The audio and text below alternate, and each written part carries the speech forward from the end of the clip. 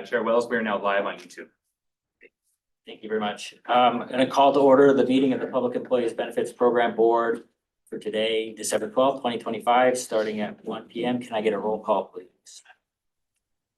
Good afternoon, everyone. Starting roll call. Chair Wells, Here. Joy Grimmer, Here. Janelle Woodward, Here. Jennifer McClendon, Here. Jim Barnes, Here. Blaine Harper, Here. Keiko Duncan. Here. Thank you. Laura Rich will be in attendance, but she is running a little bit late. And Chris Vuitton and Taryn and Rick Choi are absent today. We do have a quorum. Thank you. Thank you so much. Can you let us know when Laura Rich, Member Rich joined, please? Yes, I can. Thank you. We'll move to agenda item number 2, public comment. No action may be taken on any matter raised under this item unless the matter is included on a future agenda as an item on which action may be taken. Public comments to the board will be taken under advisement, but will not be answered during the meeting. Comments may be limited to 3 minutes per person at the discretion of the chair.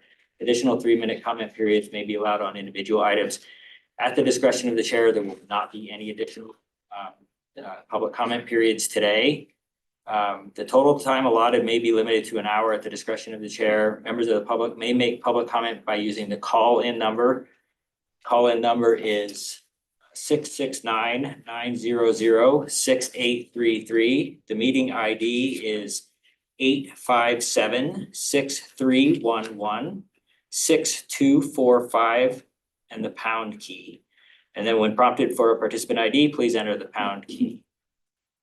Any additional comment beyond the 3-minute limit may be submitted in writing. And when you address the board, please state and spell your last name. Is there any public comment here in Carson City? Please come up to the table.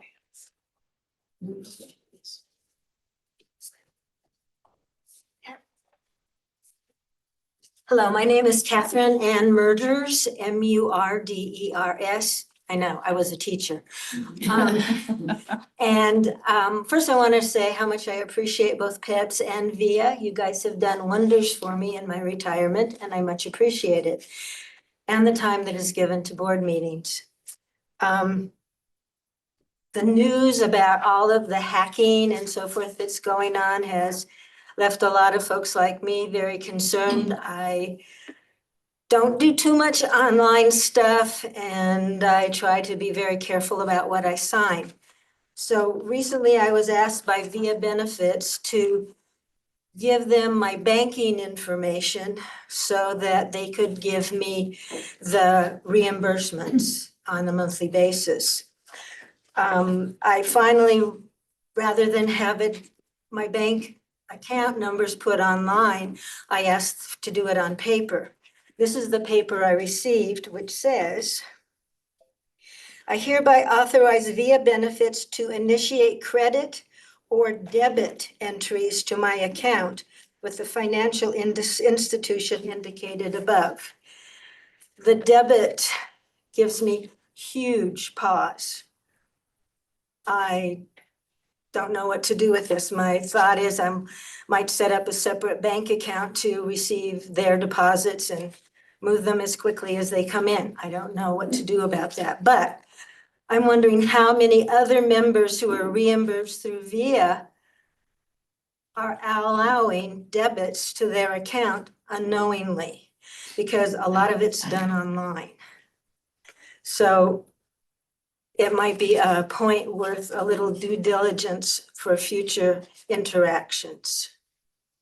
But rather than just whine to my friends and my husband, I thought I'd mention it to you. Thank you. Thank you, Ms. Margaret.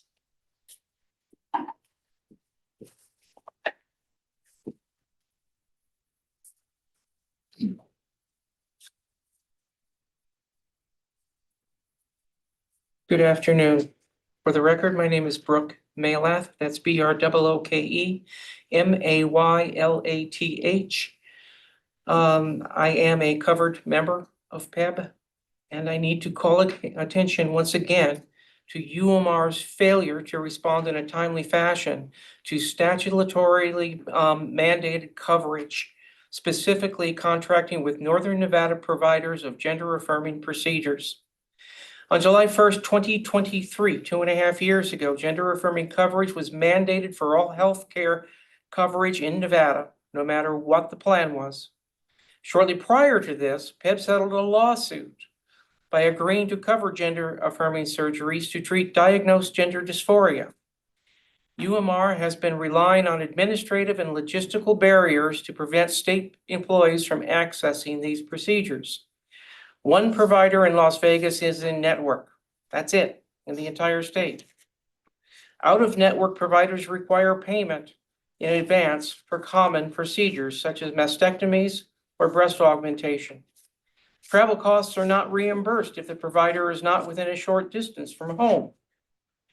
That requires not only paying upfront, but being able to pay for the patient and any support members of their team to come with them for hotel, lodging, travel, etc.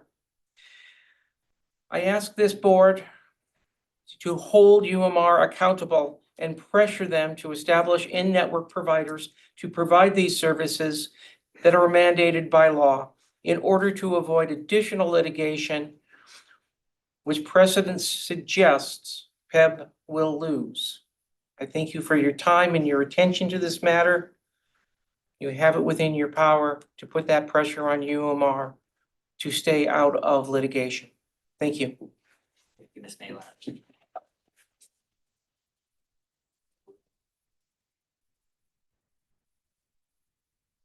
Good afternoon, Kent Irvin, ERVIN for the record.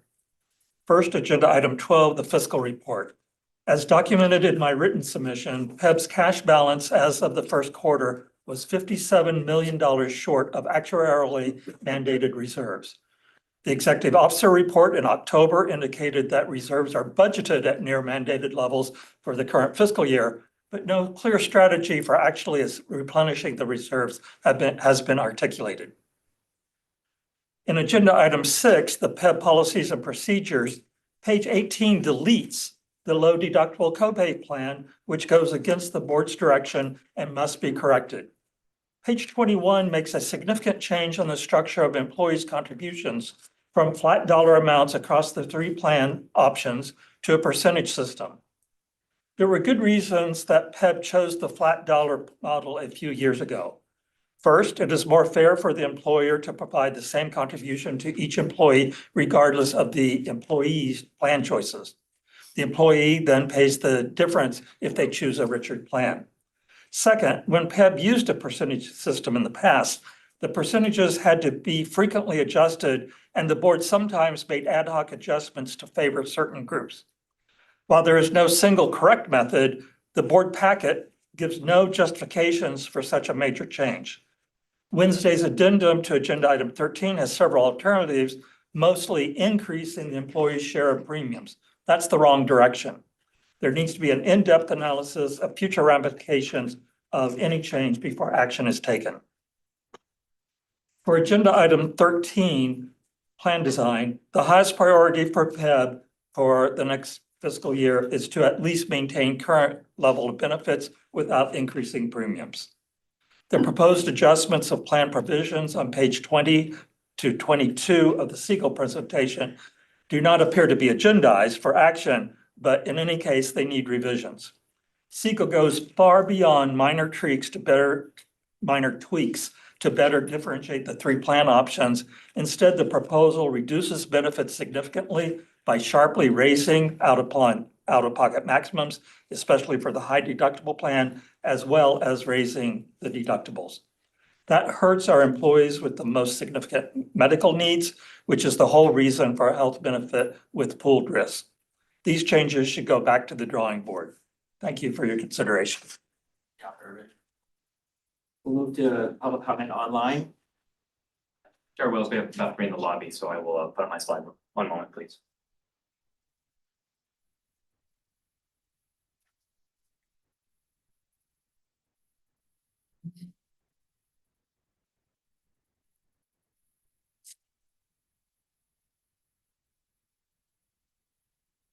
For those who have joined for public comment, your name or last four digits of your phone number will be announced and you'll be advised you have been unmuted. Please slowly state and spell your name for the record and then proceed with your comments. As a reminder for those on the phone, please press *6 to unmute. And joining this Zoom meeting as an attendee is for making public comment only. If you do not wish to make a public comment, please leave the Zoom meeting now so you're not accidentally called upon. Please feel free to watch it live via the YouTube live stream on the PEB YouTube channel. The link for the live stream is located on the agenda.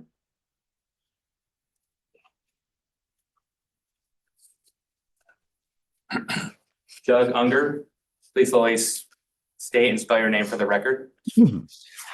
Doug Unger, D-O-U-G-U-N-G-E-R, immediate past president, UNLV chapter, Nevada Faculty Alliance, and member of the UNLV Employee Benefits Advisory Committee. Thank you to the chair and all on the PEB board for your service and consideration. Regarding agenda item number 12, the year-end and budget report, I strongly agree with the views I just heard from my colleague and state employee advocate, Dr. Kent Irvin, backed up by hard statistics and clear display. The reports to PEB are too vague in their articulation of revenue shortfalls versus projected expenses and in calculations of shortfalls in PEB reserves, which are concerning. I hope these shortfalls and reserves will be addressed, perhaps in coordination with agenda item 17 in a strategic plan discussion of financial sustainability as PEB gradually integrates into the missions and goals of the Nevada Health Authority.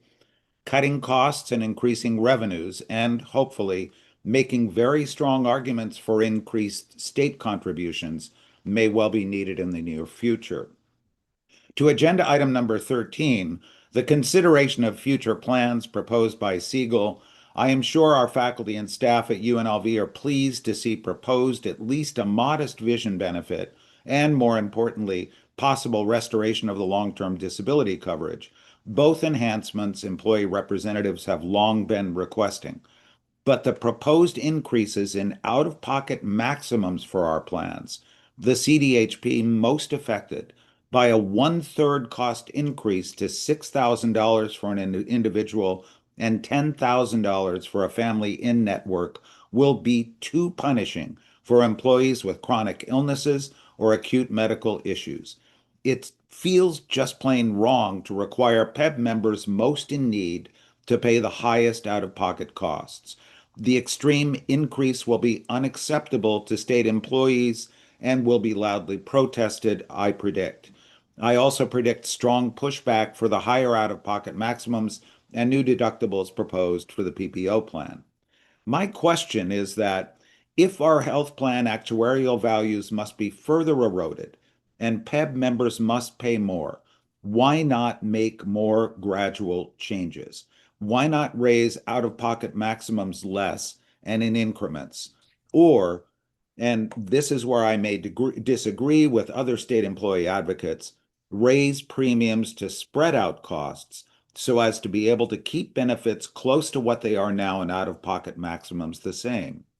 Our request to Siegel is to show at least what those numbers look like and what effect they might have on overall financial viability. Personally, I've long thought that our legislators put far too much emphasis on keeping premiums low, even if this means cutting benefits. I believe state employees would be willing to see modest increases in premiums rather than risk financial difficulties or worse if they need expensive medical care. Please consider plan proposals so they do not punish our state employees most in need. Thank you. Thank you, Dr. Unger. Angela Brown, please slowly state and spell your name for the record.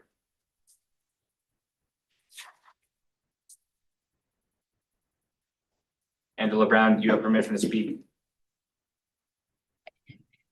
Angela Brown, ANGELA BROWN.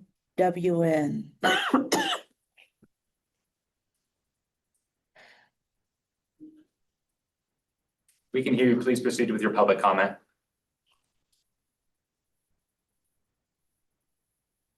I don't have any comment. Thank you.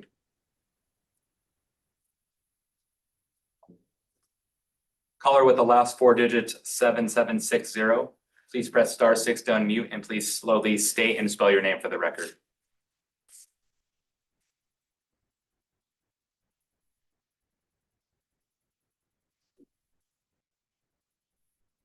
Follow with the last 4 digits, 7760.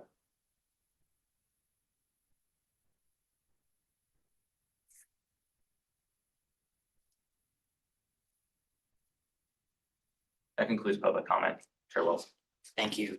So we will close the agenda item number 2, public comment, move to agenda item number 3, board disclosures. Mr. Rivera.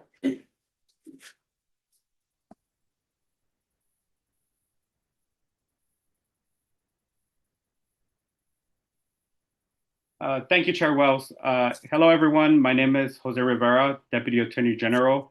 For the record, this agenda item is to allow me to make a disclosure regarding conflicts of interest on behalf of the board members who are eligible for Public Employee Benefits Program, PEBP benefits, pursuant to NRS 281A.420 on behalf of the board members who are eligible for PEB benefits or whose families are eligible for PEB benefits. I offer this disclosure that they will be voting on those items that may affect the benefits available to them or their family members.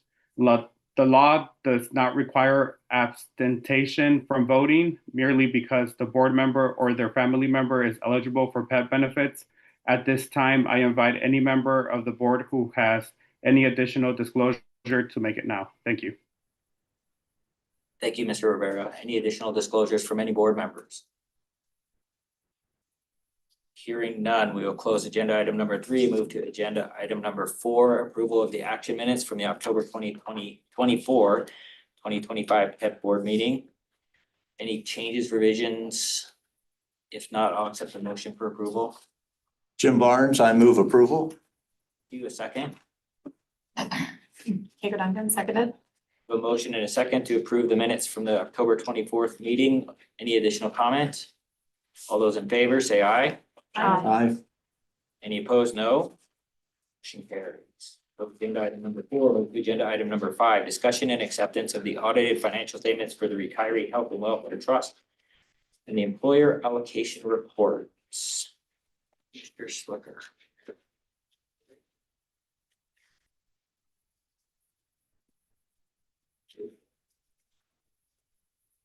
Thank you, Chair. Kurt Schlicker, K-U-R-T, Schlicker, S-C-H-L-I-C-K-E-R, partner with Eide Bailey for the record.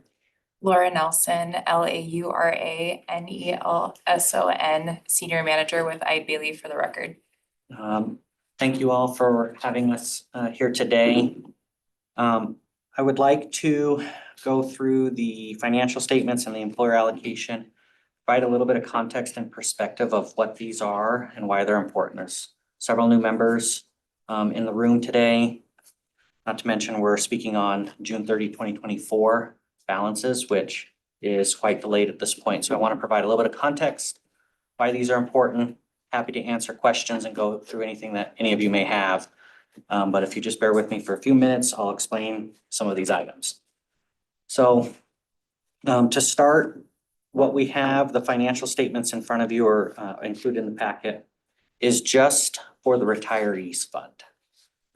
We're engaged to perform audits over the operating fund and the retiree fund that PEB manages. The operating fund is essentially still in progress. There's still substantial work to be done on the audit of that fund due to a variety of matters that I can speak with in relation to the retirees fund as well. But PEB works with the controller's office to essentially receive their final trial balance and be prepared for an audit. The controller's office prepares closing journal entries. PEB management and accounting usually does a cash basis accounting, and then the state of Nevada controller's office does the year-end closing entries. Due to a variety of matters that we can expand upon if needed, the closing entries from the controller's office have been significantly delayed, which then delays the start of our audit because we can't audit a trial balance that isn't essentially finalized. So that leads into the Retiree Health and Welfare Fund and the presentation of this.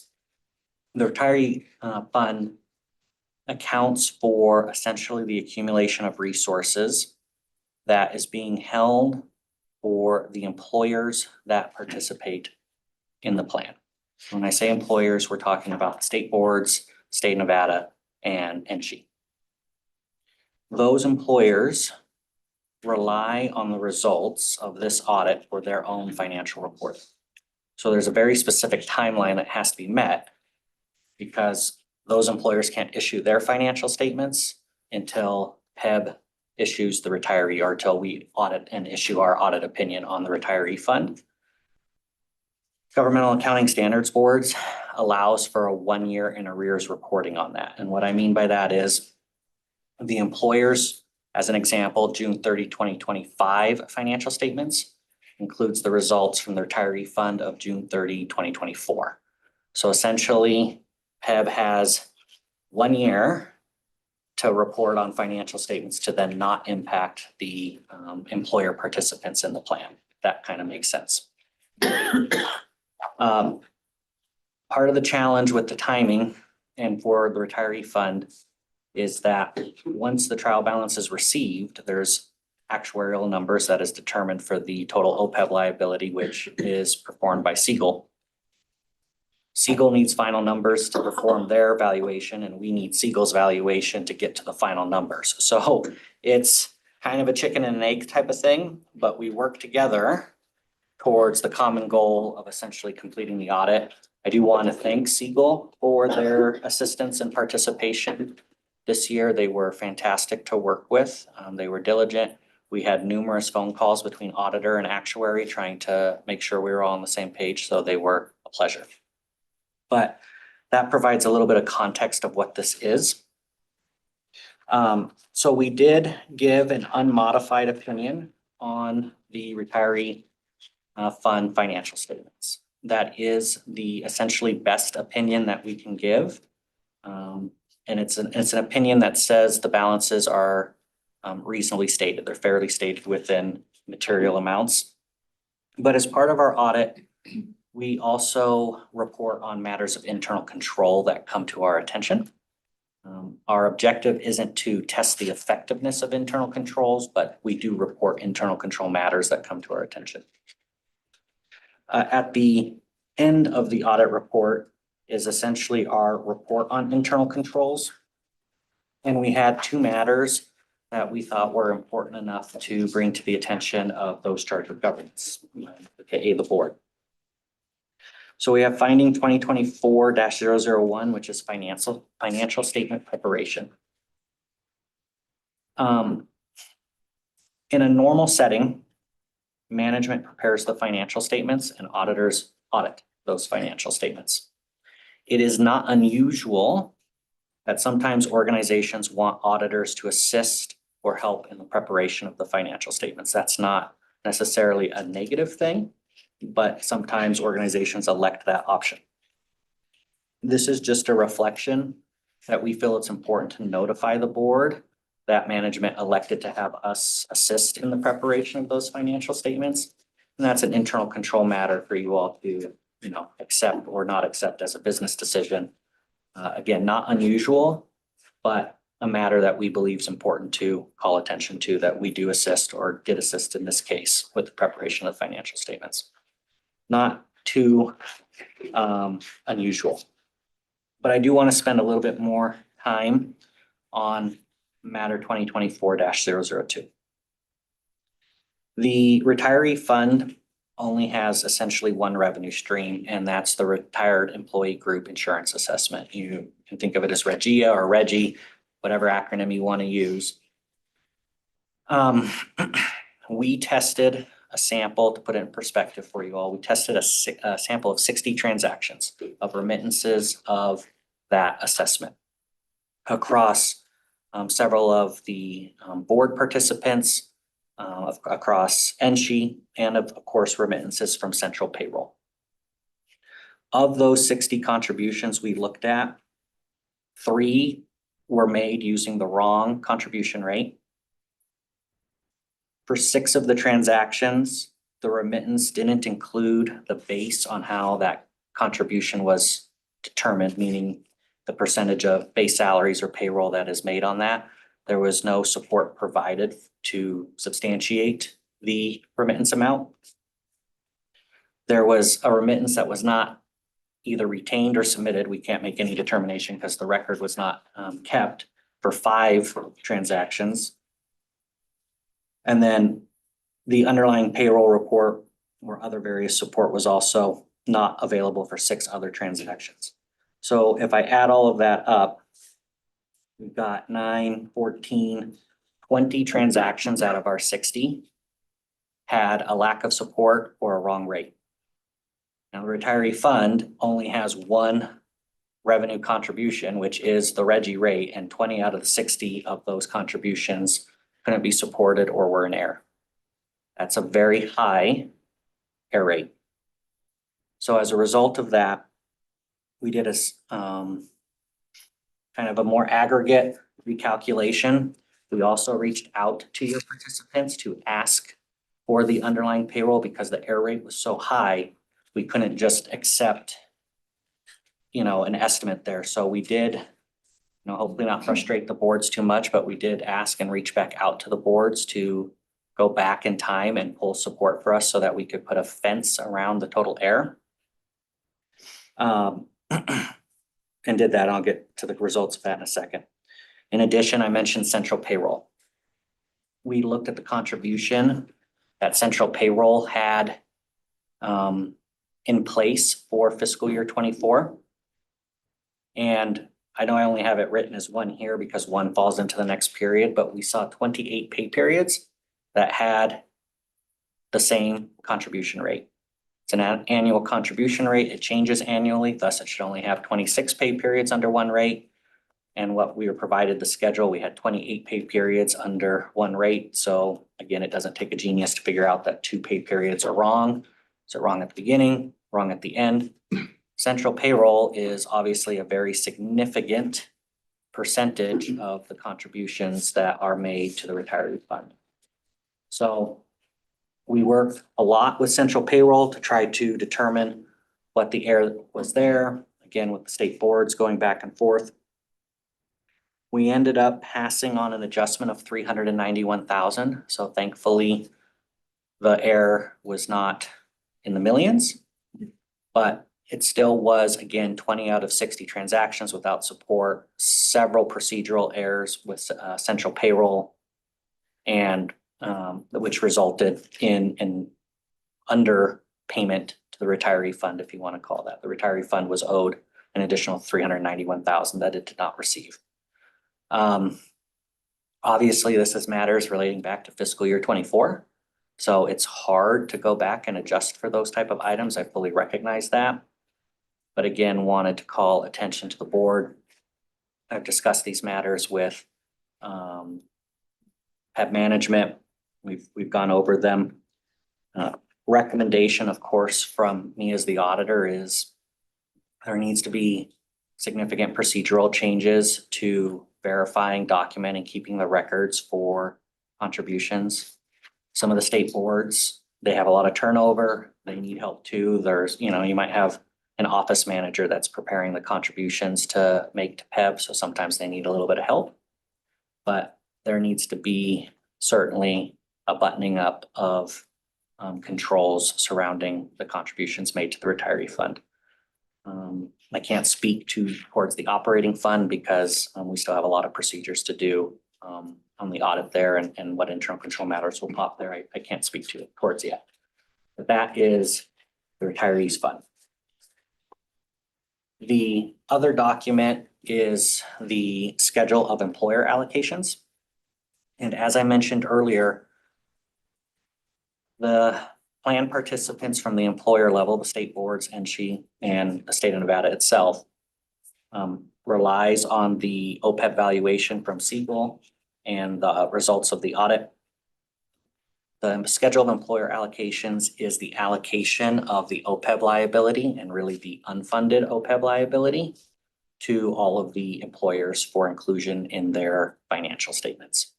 So that document is what must be issued in time for all the employers to issue their financial statements in time. We issued this on, I want to say, October 14th of 2025. The state boards are due, I believe, October 31st or November 1st statutorily for their audits. So unfortunately, when we run into an October time like this, we are putting your plan or employer participants at risk of not meeting their statutory deadlines for financial reporting. Obviously, we work as hard and fast as we can, but we had significant delays in the start of the audit, and then we had to, of course, follow up on the revenue contribution variances that we had, and that took quite a bit of time to work through all of that. I would be happy to answer any questions, go over and clarify anything that I need to. But that essentially hopefully provides some context of what's in front of you and what we found. Thank you. Do you have any questions? Keiko Duncan for the record. I was just curious, and you mentioned that of the sample of 60 contributions reviewed, 20 were considered deficient of some kind, which is what, like a 33% error rate. So I'm just curious what standards, since you consider that to be a rather significant deficiency. Yeah, thank you, Kurt Schlicker, for the record. I would say I would want 0 would be my goal, but I think if you had 1 out of 60, depending on the risk of a transaction balance and not to get too technical for you, sometimes we can conclude that 1 in 68 is still low control risk, meaning controls are still operating effectively. So if you think of a 1 in 68 error rate as still operating internal controls, that's pretty common. So, you know, depending on risk and stuff like that, if we had 1 to 3, I'd be like, okay, not too many alarm bells, but 20 is egregious. Any other questions? Hearing none, I'll accept the motion to accept the audited financial statements for the Retiree Health and Welfare Trust and the employer allocation reports. Jim Barnes, move approval. Can I get a second? Seconded. A motion and a second. Any further discussion on the motion? Hearing none, all those in favor say aye. Aye. Any opposed, no? Ms. Nelson. Close agenda item number 5 and move to agenda item number 6. Discussion and possible action regarding board policy and procedures, appendix A. So first, before we start on appendix A, are there any questions, comments, or revisions to any of the pages prior to appendix A? Anything anybody caught? If not, we will move directly to appendix A, which starts on page number 18. I do have a question. Joy Grima for the record. On A12, it still has Director of Department of Administration appoints Quality Control Officer. I thought that was changed last session. It did not get changed. It did not. It did not. Okay. Congratulations to you. I was not out of it. Okay. Thank you for clarifying. Any other questions on the first 17 pages? If not, we'll move to page 18, appendix A.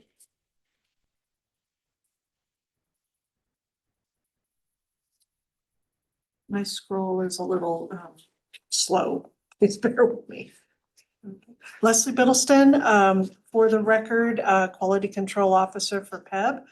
Appendix A, as you will see on page 1, if you have color, the brown color, the health savings account and the health reimbursement account is word for word from what was previously in there. It was just moved to ensure that there's no confusion that the HSA and the HRA go with the consumer driven health plan only. It does not go with the exclusive provider organization, the EPO, or the low deductible PPO. Let's see. The Blue color is new language that's been added for clarity. So the plan options, we offer medical, prescription, vision, dental, and basic life. And then we eliminated the low deductible copay, LD, that does not apply any longer. New language includes a health reimbursement arrangement for those hired before January 1st of 2012. This is specifically related to the marketplace or those that are retired and who are involved with VIA benefits. And then going on to the second page of Appendix A, that is where the language was moved, the HSA and the HRA. Moving down to voluntary benefit options. We do offer long-term disability as a voluntary option, so that was added. Cost projections, we just clarified a risk pool of low and high. Moving on to page 20, deleted long-term disability for active employees. That was a benefit some time ago. It is no longer applies. As I just stated, it is an option under voluntary benefits, but it is not part of the basic plan. The bottom of page 20, self-funded participants, just a little cleanup there. Moving on to what page is this? 21. This is the same change we made in the board policies and procedures for the catastrophic reserves. They were at 50, they are now at 45, so that change is equivalent to what was made in the board policies. Moving down to the bottom of page 21, this is where we're going to insert a table talking about the percentage of what folks are paying. So we are still looking to finalize that from Siegel. So a table will go there. We just don't have the numbers yet. And then the last page, if you remember from the previous board meeting, there was some information in blue that was added by the previous chief financial officer. Since that was not an adopted change, it was just plainly removed. So we did not need to add it or anything. So it is not shown here and has been removed. Those are all of the changes to present. Thank you, Ms. Middleton. Any questions from members of the board?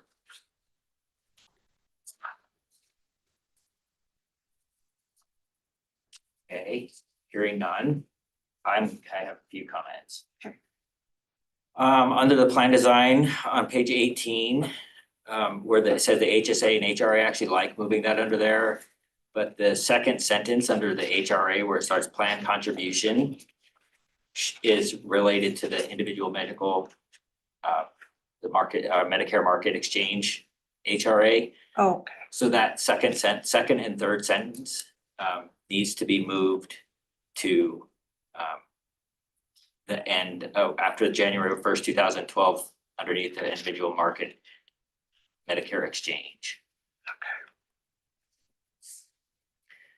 And then I believe that there are caps. I believe that prior boards have placed caps on the HRA funds. Those caps need to be added. I don't know what they are because I don't remember exactly what the board approved. And I don't remember if it was for both the market exchange and the self-funded CDHP, or if it was just for one or just for the others. Those need to be added. The third check mark down, the low deductible copay plan, that stays. So it looks like we're getting rid of the low deductible plan. We are not. So that needs to stay, at least for now.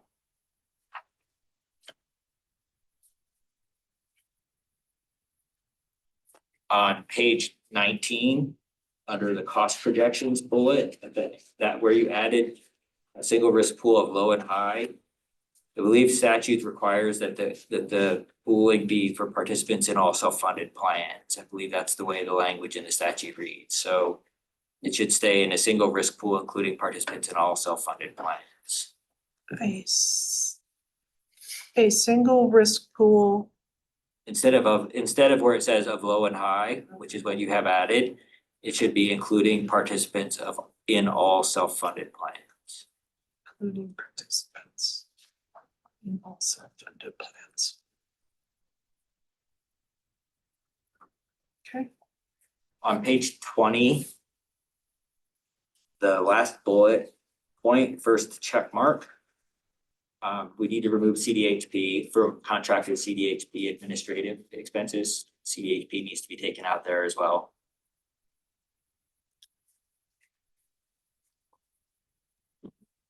And then I just have a comment on page 21, the table. That's kind of what we're going to talk about in the rate discussion or the plan design discussion today a little bit. Is that somehow, some way, we're going to have to make the plans actuarially sound. I mean, if you start looking at the reports, for me, they're not actuarially sound right now. And I don't think that there is enough differentiation between the premiums and the plan design changes. And I think that's what part of this is going to have to address. So while we're not going to address this particular thing today, it is going to have to be addressed before we finalize rates in March.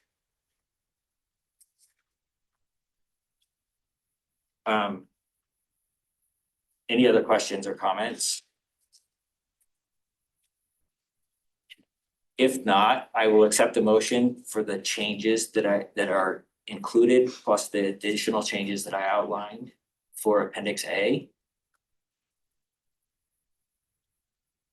This is Jennifer McClendon. I move to accept the changes outlined by Chair Wells. Thank you. Second. Kater Duncan seconded. Motion and a second. Do I have any further discussion? Hearing none, all those in favor, please say aye. Aye. Any opposed, no. Motion carries. Once we have the discussion on what we're going to do with the subsidy allocation, then I'll ask to bring this back again. But if we could get the finalized, cleaned up and posted on the website with that one outstanding item, I would appreciate it. Yes. Thank you.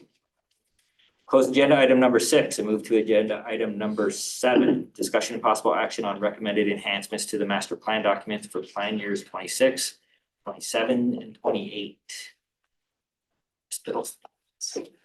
Leslie Biddleston, Quality Control Officer for the Public Employees Benefits Program. For the record, as you recall, at the last board meeting, I presented some new language for implementation for approved legislation.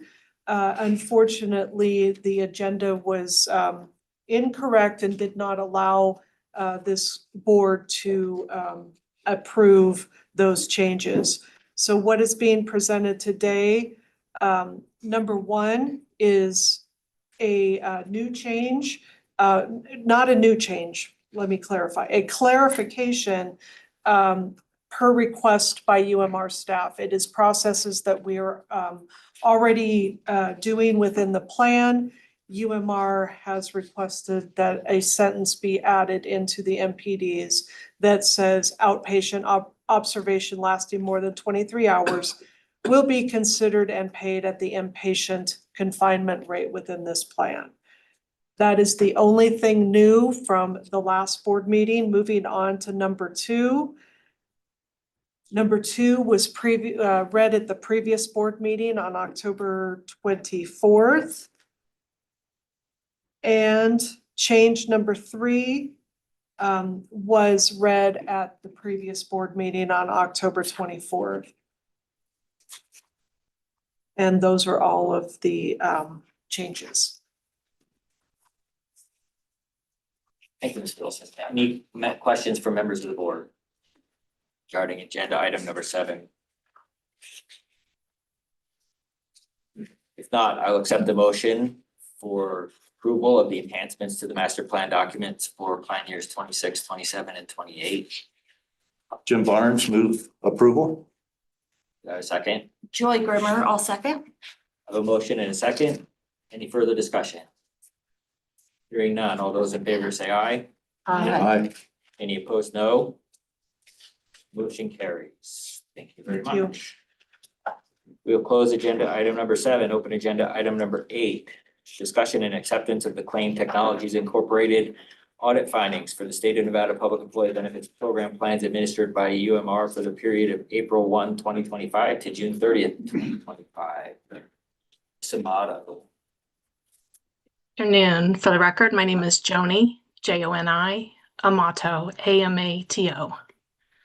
The scope of the UMR claim audit included all medical and dental claims processed during the period of April 1, 2025 through June 30th, 2025. The medical and dental claims paid during the fourth quarter totaled approximately $73 million and included approximately 245,000 claims. The fourth quarter audit included quarterly and annual performance guarantee validation, 100% electronic screening with 50 targeted samples, a statistically valid stratified random sample of 200 claims, data analytics, and the audit also included the annual operational review as well as the annual eligibility verification, incorporating eligibility data that was obtained from TELUS Health. So for this audit, UMR's financial accuracy, overall accuracy, and claim turnaround time within 14 days decreased this quarter. We did observe an improvement in claim turnaround time within 30 days. The performance guarantee for claim turnaround time with 92% within 14 days was met. However, the performance guarantees were not met for financial accuracy, overall accuracy, and claim turnaround time of 99% within 30 days. This results in a penalty of 3.5% of the administrative fees for the quarter, or $49,149.60. UMR did meet all 34 of their self-reported metrics for the 2025 plan year. We recommend reviewing the financial errors identified in the random sample audit to ensure that root causes have been identified and claim processor training is done in the areas of application of provider discounts and payment of ineligible procedures. We also recommend review of the electronic screening and targeted sample results to focus on potential recovery and/or process improvement, mainly in the areas of incorrect provider discounts applied, plan exclusions, and duplicate payments. Additionally, we recommend PEB review the eligibility verification results to determine if improvements can be made in workflow to reduce payments for ineligible claimants in the future. And I'm happy to take any questions. Thank you, Ms. Amato. Any questions from members of the board? Is there anyone from UMR that would like to address the findings?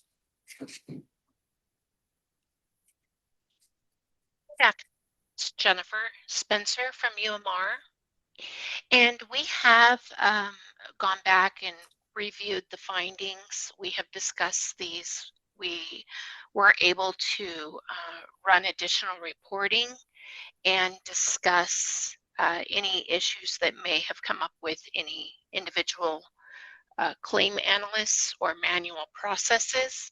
So we're continuing to review any of these errors that have come up, and as well as what CTI has recommended as far as the targeted samples.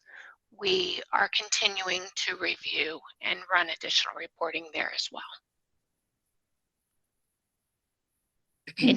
Any other questions for myself? Thank you. Member Duncan. Hi, Keiko Duncan for the record. I was just curious, looking at the difference in some of the errors that were done manually versus a system-wide error. I noticed that there was a significant amount of manual errors that were the result of manual pricing. I was just curious as to why some, a lot of these claims actually resulted in a manual pricing need. I can jump in and just mention that we've looked into that. I know that there are contract updates that do come into play. So if a claim is manually priced or repricing is entered, if there's any contract updates, that could, of course, reflect with an error in pricing if we're in the middle of those contract updates. I can give more specific information to the board if needed, but that's one of the reasons that this can occur. So, piggybacking for the record, so it's just timing wise, so like a transition between a contract and that would result in these one-off manual pricing needs? Yes, that can be, absolutely. So if that's the case, and I understand that this audit was only, you know, a random sample audit of 200 claims, and, you know, as demonstrated, there are far more, hundreds of thousands of claims that are certainly within the bucket. Has there been any review done to see if that occurred on a broader scale around those affected timeframes? Yes, and Jennifer Spencer from UMR for the record. Yes, we have run additional reporting for those particular providers or facilities to verify any other pricing discrepancies or issues. And were there findings? Was it a significant, you know, amount owed or a deficit of some kind, or what resulted from that? No, there was not a significant issue with these, and I can, again, if the board would like, we can get additional information.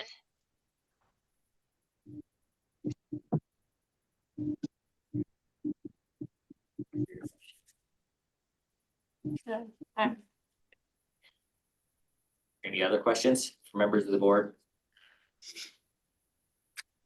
I have a couple. On the findings, it said UMR did not provide a report on coordinated and benefit savings for PEP plans for FY25. Is there a reason that that report was not provided?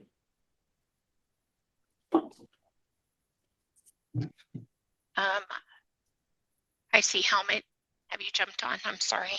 Yeah, let me, I don't know that there's any reason it wasn't provided. So let us go back and see if we can get that report and get it over to you, because I don't see any reason we shouldn't be able to provide that.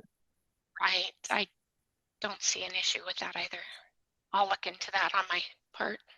Yeah, and come to me if you need any help with that, but there's no reason we shouldn't be able to run that report and generate that information. Thank you. In the next couple bullets down, it says the underpayment report provided to CTI showed a little over $1 million in overpayments identified for adjustment. What's the status on the recovery of the $1 million? Jennifer Spencer from UMR for the record. This is obviously a moving target. When there's any type of overpayments or adjustments created, as a claim is adjusted and auto recoupment is put in place, then of course that number will fluctuate. Can we get an aging to see how much of that stuff is getting old? Sure, absolutely. Thank you. That would be helpful. Next bullet down, the last sentence of the next bullet down said 22 appeals took more than 20 days to resolve. What's the average turnaround time for appeals to be resolved? And is that 20-day plus time frame excessive or no? I would say that's not excessive. I mean, we certainly see many appeals that take, between 10 and 30 days, and our target is to get them within the DL requirements of 30 days. Great, thank you. The next page, page 8, says that there was a Inspector General's list of excluded individuals who was actually afforded a payment. Is there an edit in the system to prevent payments to excluded individuals? Yeah. George, I don't know if you want to jump in here, but I know there are flags set to prevent those payments.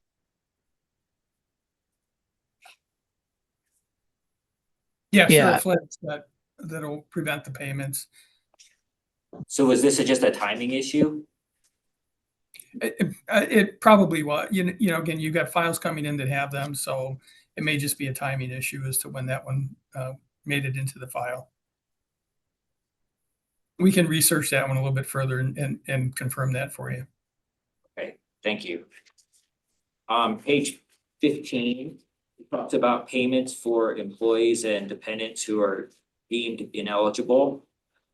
The combined total of payments for this is like $2.6 million, and there's more if you look at the next audit. Who is addressing?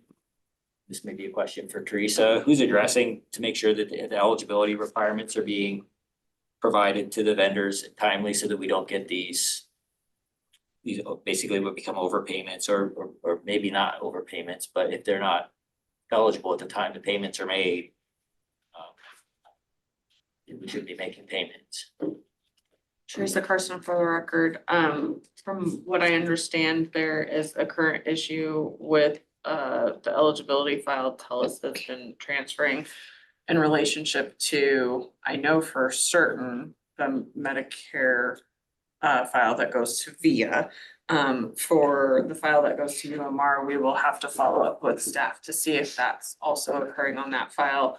I asked staff this week when I learned of this to meet with TELUS. So I haven't met with TELUS on this issue because it just came to my attention this week. Okay, yeah, we can follow up on that too. And then my last question is on page 18. There was an observation on the dental. Do we need an NPD clarification for that particular observation?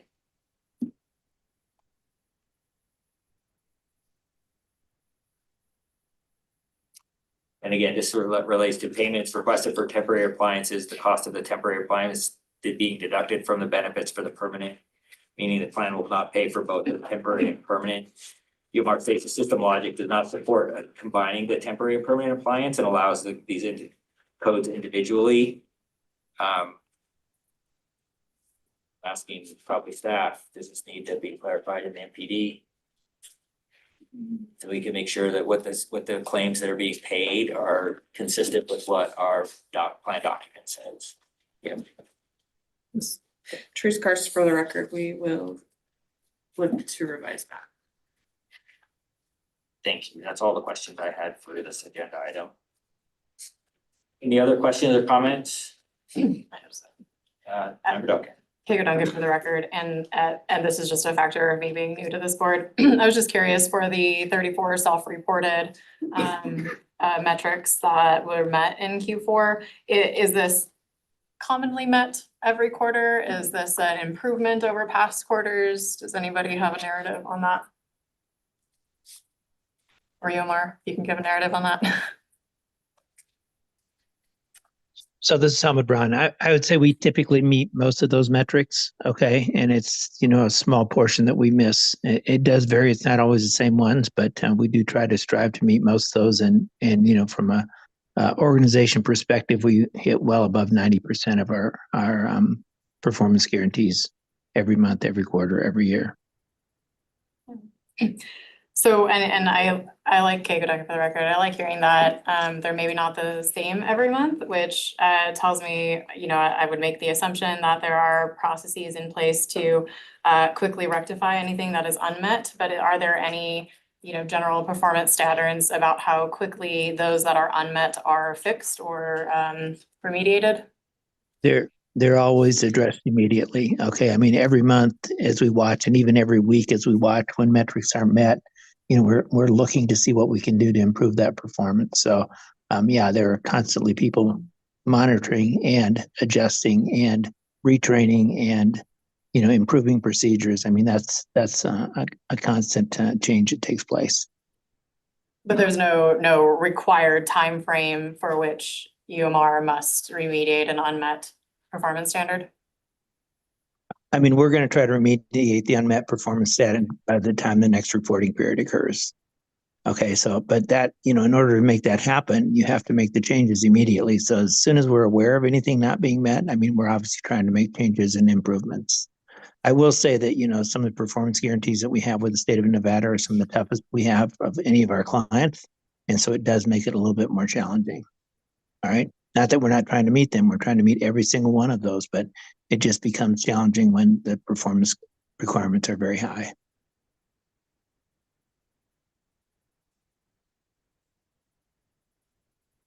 Thanks. Yeah. Any other questions? If not, I will accept a motion to accept the Claims Technology Incorporated audit findings for the State of Nevada Public Employees Benefit Programs Plan administered by UMR for the period of April 1st, 2025 to June 30th, 2025, along with the collection of the penalties identified in the report. Jim Barnes, move approval. Have a second. Joy Grimmer, I'll second. I have a motion and a second. Any further discussion? All those in favor, say aye. Aye. Any opposed, no. Motion carries. Close agenda item number 8, move to agenda item number 9. Discussion and acceptance of the Claim Technologies Incorporated audit findings for Willis Towers Watson for the period of July 1, 2024 to June 30th, 2025. Ms. Ahmad. Amato for the record again. The scope of the audit for Willis Towers Watson's VIA benefits audit included all HRA claims processed during the period of July 1, 2024 through June 30th, 2025. The HRA claims during the audit period, the total paid was approximately $19.4 million and included approximately 180,000 transactions. The VIA benefits HRA audit included an annual operational review with a performance guarantee validation, random sample of 200 HRA claims, and it also included eligibility verification, which included the data that we obtained from TELUS Health again. In our auditor's opinion, VIA benefits claim financial precision and claim turnaround time remained high when compared to the prior audit period, but it did show decreased performance in the claim processing payment precision category, and it did not meet that performance guarantee, and a penalty of $10,000 is due for the plan year 2025 for that metric. The random sample audit showed there were 5 errors cited. 3 were financial, which included 2 duplicate payments and 1 payment for an unknown claimant. And then there were also 2 procedural errors that for incorrect dates of service, but those did not have a financial component to them. VIA benefits met 5 of their 7 self-reported metrics for the 2025 plan year. They did not meet the annual customer service abandonment rate and the quarterly customer service speed to answer in quarter 2. And penalties are owed. If you have not received the penalties yet, they're owed for those 2 self-reported metrics. We recommend reviewing the financial errors identified in the random sample audit to ensure that root causes have been identified and claim processor training or coaching has taken place. And I'm happy to answer any questions on the HRA audit. Thank you, Ms. Amato. Any questions from the members of the board? I have a question, Wayne Harper for the record. The customer service abandon rate was one of the criteria that was not met. Can you provide some context on whether this abandon rate has been above 5% in prior years? Last year for the plan year 2024 audit, they met all of the self-reported metrics. So this was a decrease in the self-reported metrics as well. Thank you. Any other questions for members of the board? Ms. Amato? Is there anyone from Willis Towers Watson to speak on behalf of respond?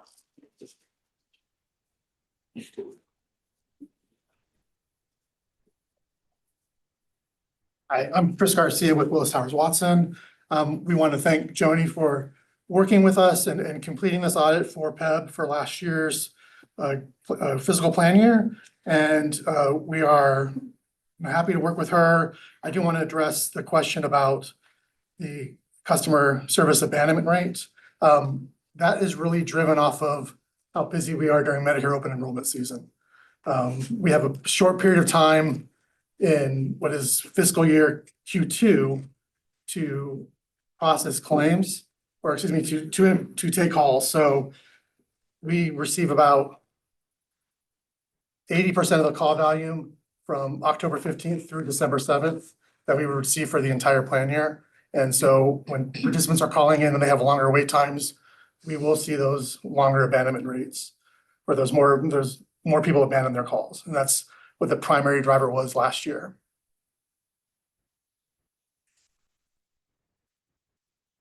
Are there any other questions? Thank you, Mr. Garcia. Any other questions from members of the board?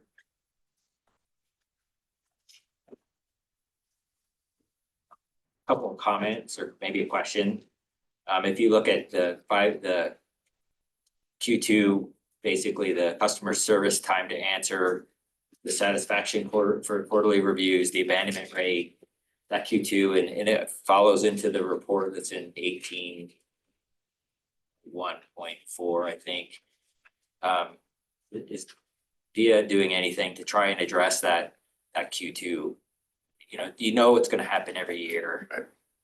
What are we doing to try to address that? We certainly are. Again, Chris Garcia with Willis Towers Watson for the record. The challenge that we have is staffing. Last year's challenge that we had was we had more attrition with our seasonal staffing that we bring on just to prepare for the open enrollment season. For this past open enrollment season that we just had, we even increased our staffing for that. So we had I think a better overall open enrollment season. So we look at expected call volume, we look at staffing models, and we try to bring on that additional staffing to handle expected calls that we're going to receive during the open enrollment season to help mitigate those longer wait times, the call abandonment rates, et cetera. This year is one of the challenges that we've had, and we just had a meeting with Leslie and other PEP staff yesterday to talk about different types of subjects. And one of the things that was brought up was the open enrollment season. And so what we also are looking at going forward is changing some of our technology for our automated system. There's some issues with how we quote wait times for participants when they're calling in that have caused people to drop their calls because we're giving them a longer than what they really would experience as their wait time. So that's one of the technology things that we're going to be working on in the future to help tweak our automated system when participants are calling in, give them more accurate wait time so they don't drop their calls. And when they're hearing there's going to be an hour and a half wait time when it really might be like a 30-minute wait time. So this is for last plan year. So this is for last October to December 2024. Correct. So the October to December 2025 that we're in right now, are you seeing an improvement in these metrics? We are to a degree. It was a busy season again for open enrollment this past open enrollment season. The biggest challenge that we had this year was a lot of carriers. There were a lot more carrier plan terminations or service area reductions that caused participants to take action during open enrollment. We saw twice as many plan terminations or service area reductions, and these are all driven by the carriers, not by us. So that was a call driver this year that wasn't really anticipated because we don't know that those plans are terminating until the end of September, the beginning of October, when we receive the information from the carriers. And then open enrollment starts on October 15th. So it's hard for us to adjust and bring on new staff to assist with those phone calls for that period of time. So it was a bit of a challenge this year, but I think we did perform better than last year. And that actually brings up one of the other questions that I had kind of from one of the public comment notes that was in writing. I can't remember the company but obviously there was a service reduction or cancellation for one of the plans. Can we get, or do we normally get kind of the plan benefits available to our participants? We can run a footprint analysis and provide information. And especially the impact of the plans that were terminated or where there were plans moving out of areas. And we can provide aggregate data on areas that are impacted by plan terminations and service area reductions. We can certainly do that. Yeah, that would be great. We were actually delayed in getting that. We usually get that information right at the beginning of October, but because of the government shutdown, it was delayed. So we weren't able to get that information until later on. So that really impacted us as far as trying to reach out to participants proactively to let them know that because their plan is being terminated, they need to make sure they contact us to enroll in a new plan so they don't lose their HRA qualification. Because PEB's requirement is that they have to enroll in a Medicare medical plan. through VIA benefits to qualify for the HRA unless they have a TRICARE exception. Yeah. So we are now proactively trying to reach out to those members still. They have an extended period of time past the December 7th open enrollment season deadline. They have longer to do that, for they have a plan termination or a service area reduction. So we're still trying to reach out to them right now to assist them, but we didn't get that list until later because of the delay with the government shutdown. Great, thank you. I appreciate that. And then the only other question I had on this one was the ineligibility that you already said you're gonna address. Any other questions from members of the board? Ms. Duncan? Kigo Duncan for the record, and I understand this was, I believe, not within the scope of the CTI audit, but it was mentioned that Willis Towers Watson provided a SOC 1 report. Just curious if there were, a high level in compliance, out of compliance, or results of that report that could be shared regarding those accounting standards and practices. I didn't see them reflected anywhere in here. So we do share, this is Chris Garcia with Willis Towers Watson for the record. We do share the SOC report. I know that can be made available to the board as needed, but there were no irregularities in the SOC report to my knowledge. Okay, that answers my question. Any other questions from members of the board?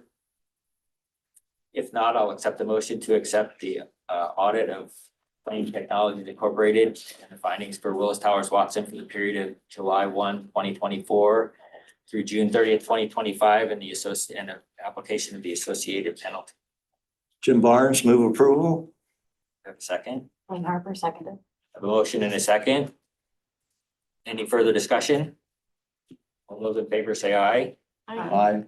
Any opposed, no. Motion carries. Thank you very much. Close agenda item 9 and move to agenda item number 10, the Q4 Sierra Healthcare Options Utilization and Large Case Management Report. Get this name wrong. It's Operario. Yes, that's correct. Good afternoon. And again, I'd like you kind of to walk through this report kind of at a high level and highlight items you think are important to the board, things the board should take note of, and any areas identified in the report where improvements can be made. That's kind of what I was looking at for this agenda item. Yes. So I would like to start off for the record, Joan, first name, last name Operario. Good afternoon. I serve as the Associate Director for Show Prior Authorizations, overseeing the clinical team composed of registered nurses. I'm also a registered nurse. I have been with the United Healthcare enterprise since 2013, and I started in the utilization management prior authorizations, handling the Sierra Healthcare options line of business.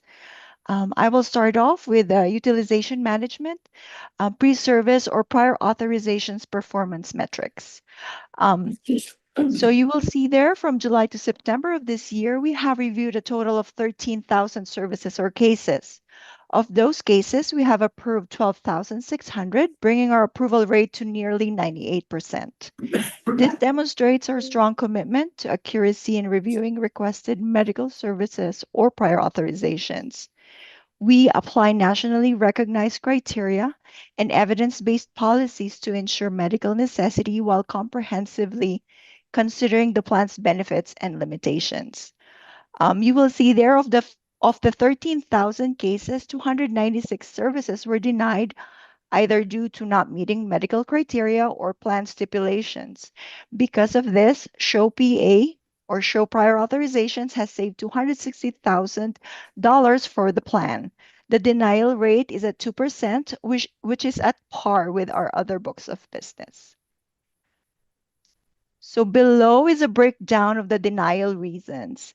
There are two categories there. 294 cases were not medically necessary, and 2 cases were denied due to lack of clinical information after clinical review.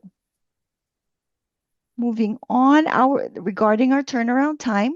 For our turnaround time, I want to highlight that 60% of the cases we have received were completed in 2 days, which is on par with our commercial line of business. So the next one, you will see stat requests. We have received 3,000, and you will see at the bottom, there are appeals as well. For the first level appeals, we received only 10 cases, which is an indicator of process efficiency. Of these, 1 was overturned and 6 were upheld, reflecting our rigorous quality controls and adherence to medical necessity standards.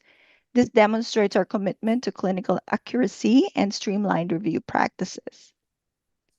Overall, as reflected in the metrics above, we have consistently met our performance guarantees with respect to utilization management prior authorizations, while maintaining results on target year after year. So if there are any questions, I would be happy to address it. Ms. Operario, any questions from members of the group?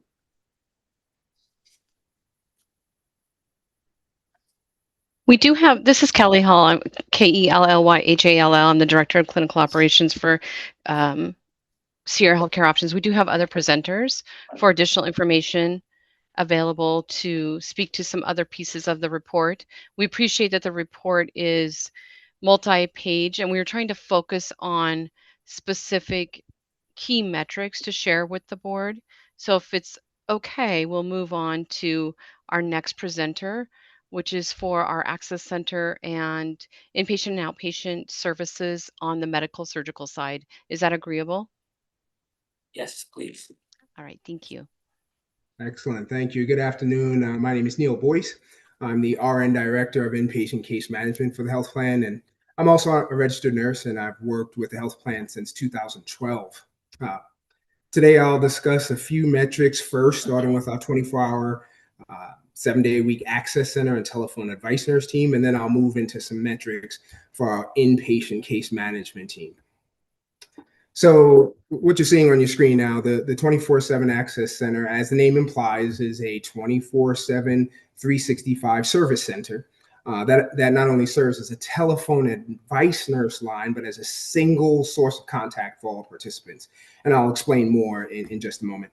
So on the screen, you'll see metrics that explain the dispositions or call outcomes that members, when they reach out, to the access center or the telephone advice nurse team, those call outcomes or the dispositions.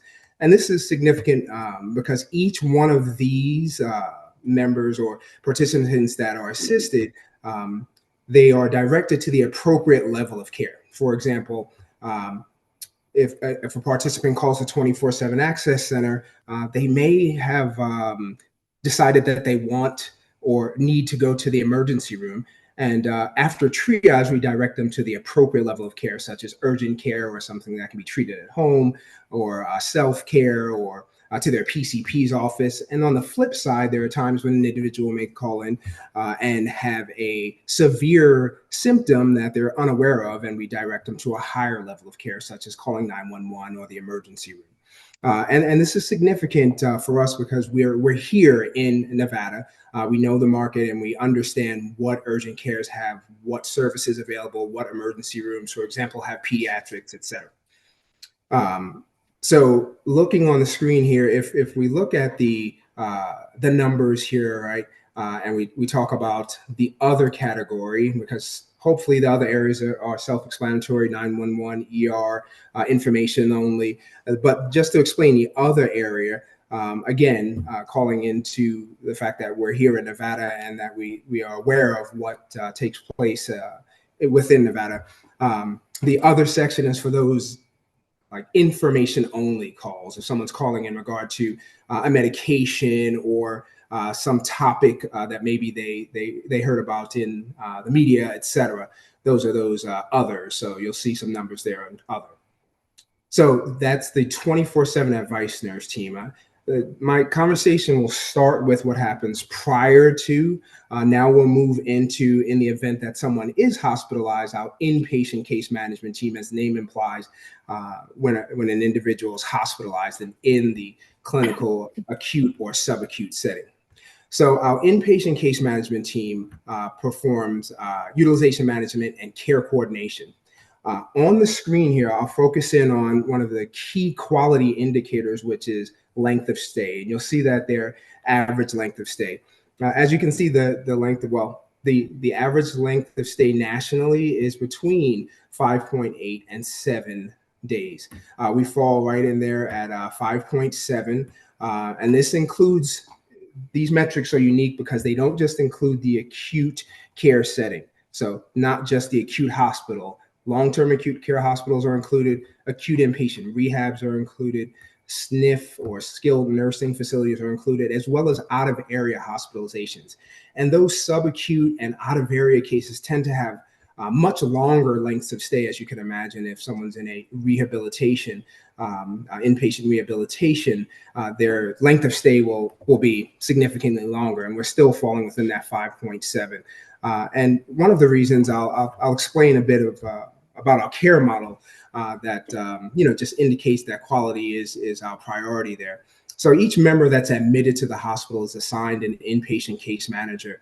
And as I mentioned, we perform both utilization management, in other words, making sure that the person is appropriate for the level of care and that they're receiving the care that they need as they're hospitalized. And then we also are rounding with the treating providers each day. And what that means is we're conversing each day with the providers to assure that there's no delays in care. And if there are delays in care, that we're identifying them.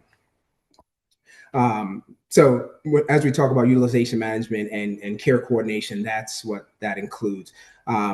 Additionally, as the member's nearing discharge, we're helping coordinate those discharge activities. So that may be transitioning to a lower level of care and or moving to home with home health, with durable medical equipment like oxygen, front wheel walkers, tubing, things like that. So each member, whether a participant, when they're admitted, is assigned an inpatient case manager, whether they're an inpatient level of care or observation level of care, and we're assisting in coordinating care for them as they transition through the continuum. So that explains our inpatient case management. And now we'll move to, and I'll pass this on to my colleague, Sarah Stevenson, who will talk about, we talked about what happens prior and calling a telephone advice nurse line or the access center, what happens when a participant's hospitalized, and now we'll move into what happens either when an individual is discharged from the hospital or even in those instances where an individual is in the outpatient setting and requires assistance navigating the healthcare system. And we refer to that as our outpatient case management team. So I'll hand it off to Sarah. Thanks, Neil. My name is Sarah Stevenson, SarahStephenson. I serve as the Associate Director of Case Management for our self-funded population. I've been with the health plan now for 10 years and lead a team of outpatient case managers who support your employees and their families. Looking at your 2025 performance review report, you'll find data related to outpatient case management on page 6 of the report, and then it's page 116 of your board packet, I believe. And it's showing here on the screen for your convenience. Here where it lists new cases, this refers to cases that have been opened within the month. Where it says accepted, this refers to the percentage of participants who engaged with a case manager. Actually, the accepted number is the number, and then acceptance rate is the percentage of members who engage with case management. Typically, the only reason that they may, the most common reason they don't engage is because we can't reach them by phone, and we have a process in place for that where we will reach out for alternate contact information if needed. So your team's been very helpful in getting us the alternate contact information. So these numbers represent a strong overview of our services, but I'd also like to share what our outpatient team does beyond the data. SHOW Outpatient Case Management Team is establishing relationships with your participants and their family members for as long as we can be helpful to them, and then we're leaving our direct phone numbers with them for any future needs. After a patient is discharged to home, the SHOW Outpatient Case Management Team takes over the case. We reach out to every discharged participant, and we also make proactive calls to members with end-stage renal disease, autism, and those who are approaching age 65 to provide education and assistance. Our case managers act as a single point of contact for members. We encourage engagement with their primary care doctors and also support self-management of care. We collaborate with the members, providers, and key stakeholders to coordinate healthcare services, referrals, and navigation of the healthcare system. Some of the services we provide for any diagnosis include appointment coordination and scheduling, health education, prior authorization follow-ups, medical equipment follow-up and referrals, initial contact within 72 business hours, out-of-area care coordination and appointment scheduling if needed. We do follow-up calls, we help with health plan navigation, and we, again, serve as the single point of contact. My SHOW outpatient case management team is happy to make outreach to any member to determine needs and provide education and assistance regardless of the referral source. And the collaboration between our inpatient team and our outpatient team has enabled the SHOW team to meet or exceed our discharge planning goals, our performance guarantees every month for the past 3 years. So thank you for your time and attention, and I will turn it now over to Sabrina to talk about behavioral health. Good afternoon. My name is Sabrina, S-A-B-R-I-N-A, Samaan, S-E-M-A-A-N for the record. I am the Associate Director of Behavioral Health. I've been with the BHUM team for 3.5 years. Our behavioral health team is Nevada-based. We drive ourselves on providing an integrated participant-centered approach to ensure timely, appropriate care and improved outcomes. We also, as you have just heard, encompass a multidisciplinary team with complex case management, care coordinators, and utilization management. Our UM team conducts reviews to ensure appropriate levels of care, driving quality outcomes and cost efficiency. Our care management team provides hands-on support for participants, including scheduling outpatient appointments, psychiatric appointments, follow-ups, and connecting them to community resources.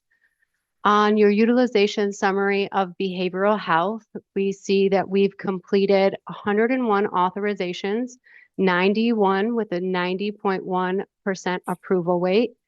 There were 10 denials with an average of 5, all medical necessity denials. We also, as you previously heard as well, work closely with our partner facilities through live rounds to ensure high quality care and quality utilization and care management. On this slide, you will also see that there were 65. Oh, no, on the next slide, please, Kelly. We are going to look at 65 admissions, RTC, inpatient, and out of area combined, which is comparable to the national average of 3.5 admits per 1,000. You will also see on this slide that there are 493 total bed days, which is 12.46 per 1,000, which is on par with comparable plans as well per 1,000. If we go down to discharges for behavioral health, you will see 61 total. Average length of stay, 7.1, which is lower than the average length of stay for comparable plans, which is 8.3. Our follow-up for discharges also from our care management team occurs within 3 business days post-discharge. If we look at our BH readmits, we can see that there were 5 readmissions, which equates to 9.6% readmission rate, which is similar to comparable plans, but below the national average of 18 to 20%. A low readmission rate is a strong indicator of quality continuity of care, and we believe is a strong indicator of our outreach attempts with these participants after discharge. In summary, our integrated approach ensures participants receive the right care, reduces unnecessary utilization, and strengthens overall outcomes through proactive care and case management and collaboration across all of our teams. We would now like to open it up for any questions the board may have. Great. Thank you. Any questions from members of the board? Member Harper. Harper for the record. I'd like clarification. So in the board packet, I'm seeing Q4, but it looks like the figures on the slides were from Q1 of this plan year. Is that correct? Yes. Okay.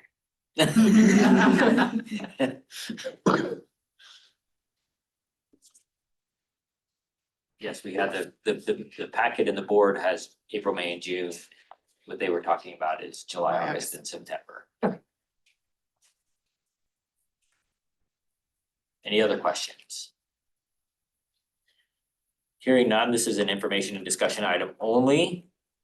So if there are no further questions, we'll close this item and move to agenda item number 11, the Q4 Express Scripts Utilization and Summary Report.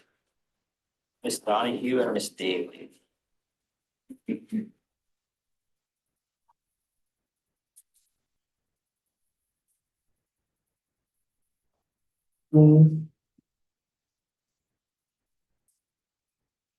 Good afternoon, happy Friday. Amy Daly with Express Scripts for the record, DAILY. Oh, hi, Amy Donahue with Express Scripts for the record, DONOHUE.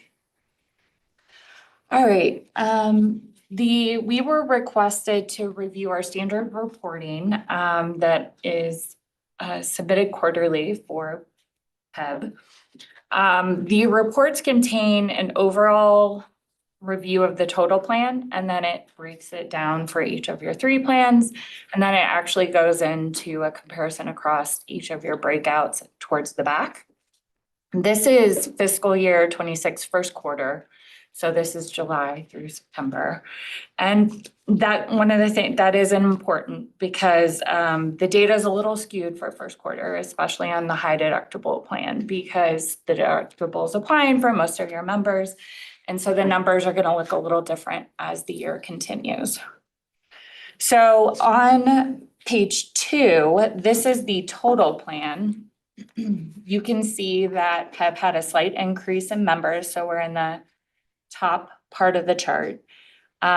Utilizing members also increased slightly. I'm not going to go over all of the numbers, and I will say sometimes in pharmacy we have our own language. So if there's something I'm sharing that you need me to slow down and define, I'm happy to do that. So in the claim summary section, again, not going to go over everything. I think overall in the claim summary, you're seeing both non-specialty claims, and those are things like diabetes, asthma, and specialty claims like multiple sclerosis, cancer, inflammatory conditions. Those are both going up. Specialty being the larger percentage, and we'll definitely talk more about specialty as we continue to review the numbers. The other number I want to point to in this section is the generic percentage of total claims. You'll see you're at 86.5%. With the generics available in the market today, we've seen this number go as high as 90. So that's definitely on the high end, but there is definitely room for improvement, more people to take generics here in the plan. And we'll talk about through each of the 3 different plans, some are performing better than others, and probably because of the copay structure, which is another agenda item for later for us to discuss. In terms of the total prescription cost, that's gone up 9.1%. Some of this helps you break down the cost, but really I think what we look at mostly is on the second page, and your net plan cost PMPM. So this factors in, it's at the very bottom of the second page. It factors in rebates, all your discounts, all your contractual things that you get through Express Scripts, through contracting with retail pharmacies and pharma manufacturers. And so for this time period, you're actually seeing the non-specialty plan costs go down. And there's mostly the deductible is the reason for that. So the members taking on a lot of the cost in the deductible phase, which makes PEB's cost lower. And then you're getting rebates, the same rebates you would, whether you paid or the member paid, in the deductible phase. And so that's showing as a negative cost. However, we just reported full annual numbers to PEB recently, and the non-specialty was increasing about 11%. So you can see that first quarter is really skewed here. As the rest of the year plays out, I think you'll see that actually be an increase. So I wanted to point that out. Specialty is an increase, so and a large one, 18.7%. This is fairly common. There's a lot of specialty drugs that are new to the market. They're kind of coming into play, cancer conditions that never had therapies before. There's a couple of members on a new gout prescription that's been very costly lately to PEB. And then inflammatory conditions. So you see these commercials on the TV quite frequently for rheumatoid arthritis, psoriasis, atopic dermatitis. So all these things they're coming up with new indications, and more people are taking inflammatory conditions medications.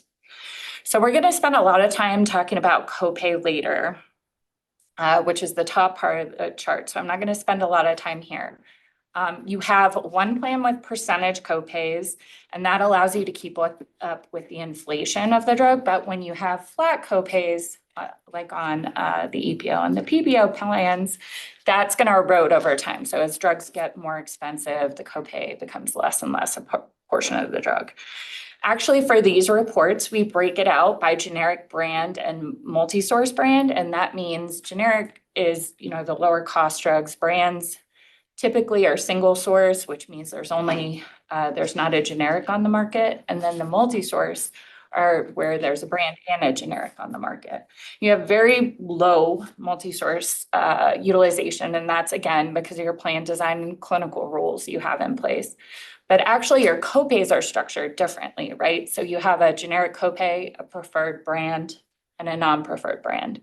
So in the brand cost share category, some of those non-preferred brands are going to be included as well. Any questions on the total numbers? Let me know if I'm going too fast.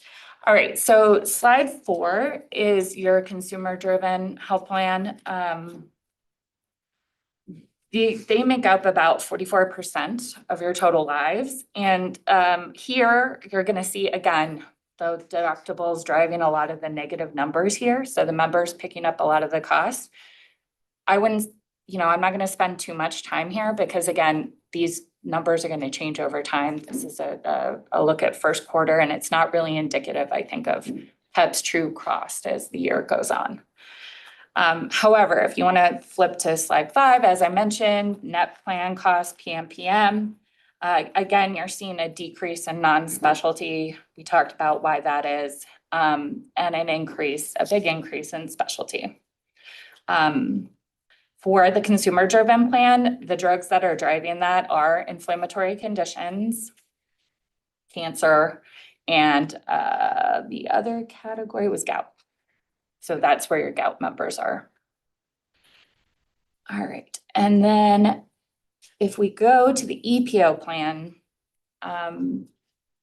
which is slide 6, this is a small plan. So again, you're seeing a lot of negative numbers. Now, this plan doesn't have the high deductible. That's not why you're seeing the negative numbers here. The reason this is negative is because it's a small plan, and when you have just a few specialty patients move out of the plan, so say they were on a cancer medication and they're no longer taking chemotherapy or the drug, as those people come out of the plan, because the plan's so small, it's going to be a big fluctuation. And you did, actually, your cancer costs decreased pretty significantly for first quarter, so you had a couple of cancer patients drop out. And I think what's happening, if you go to slide 8, and I'm sure you guys talk a lot about this, but you have a lot of the members leaving the EPO plan when they become sicker and moving into the PPO plan. So you'll see on the top of slide 8, there's been a 12% increase in this plan. And you saw that overall PEB only increased 3%. So a lot of these members are moving from your other plans and they're selecting this plan because it's rich. And then they're, getting a lot of expensive specialty medications and things like that at the specialty copay is actually the same through all the plans, but the out-of-pocket and everything encourages them to enter this plan and from the medical side as well. So a lot of people are moving from the consumer driven and EPO plans into the PPO. And that's why you're seeing a lot of these numbers on the far right be double-digit growth.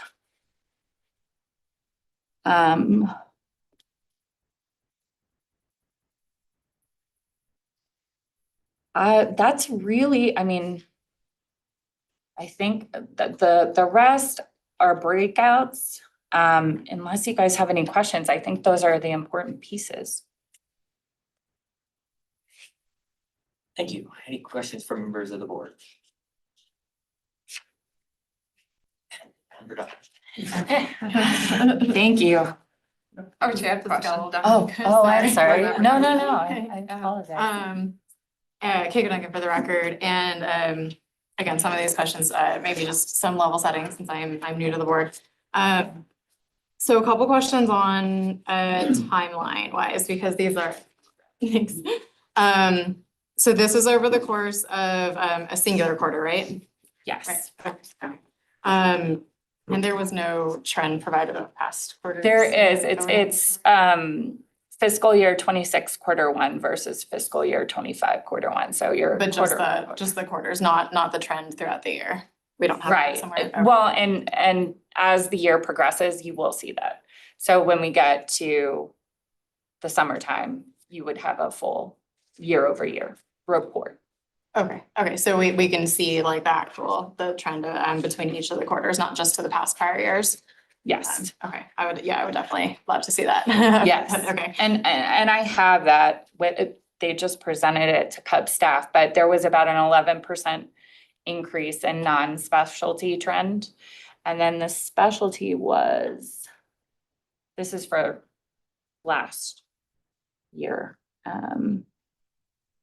Specialty trend was larger than that.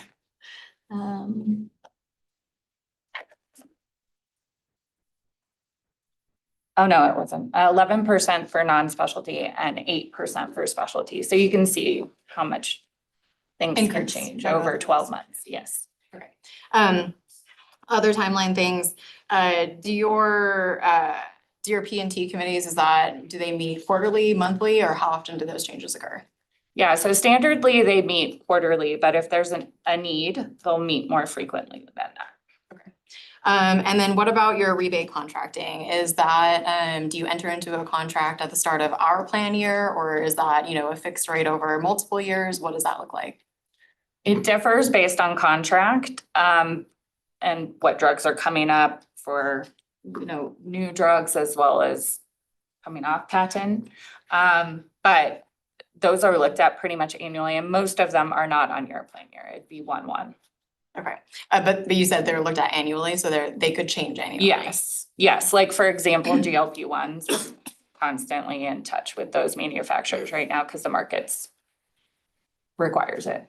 Okay, and as those change annually, I imagine, different like clinical criteria is taken to P&T to therefore match those or meet those rebates. Clinical first, and then if the P&T says there's an opportunity, there's multiple drugs that are available in that category and we can make a financial decision, that's when, yes, we engage with pharma and try to get a better deal for all of our clients.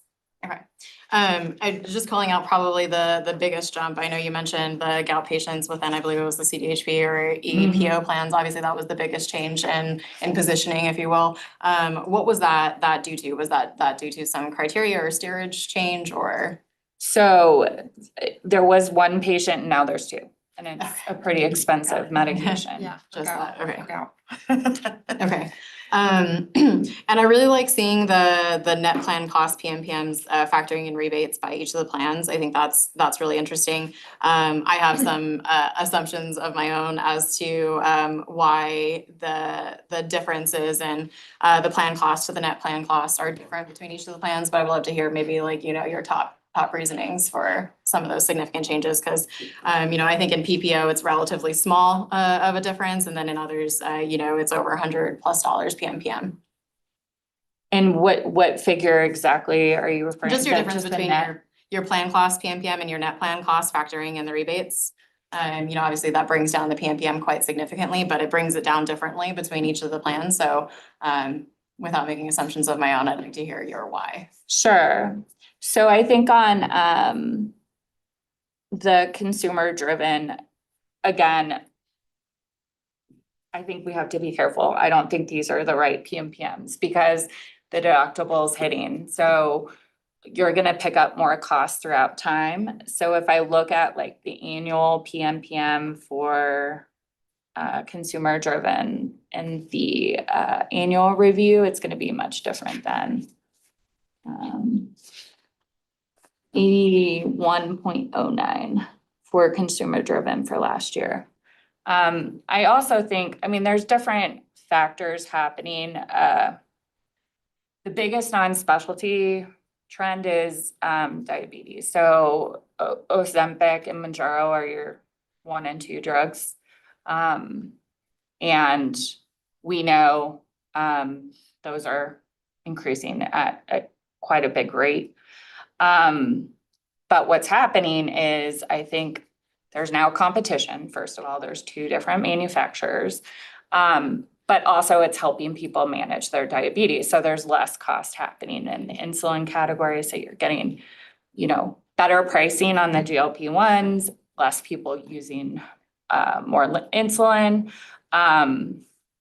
The specialty is really what's, I think, causes costs to go up and down. And I do think you have some selection preferences when people are on specialty medications.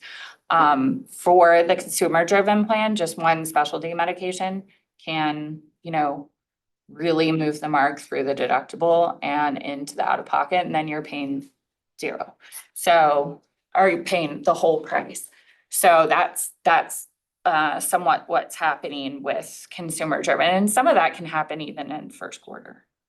EPO, again, I think it's so small.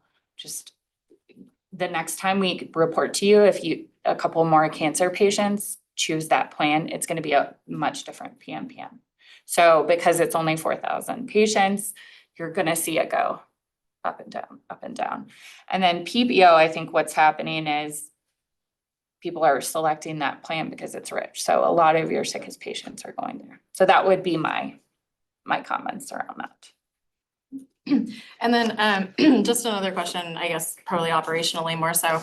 I think we know that there are quite a few, and you mentioned this as well, quite a few new drugs in the pipeline, and some of which are, very expensive. So curious, how quickly are those new drugs integrated into the formulary and thereby put on? So if we see a new drug come to market Q1, when would we maybe see that reflected as potentially used in these reports?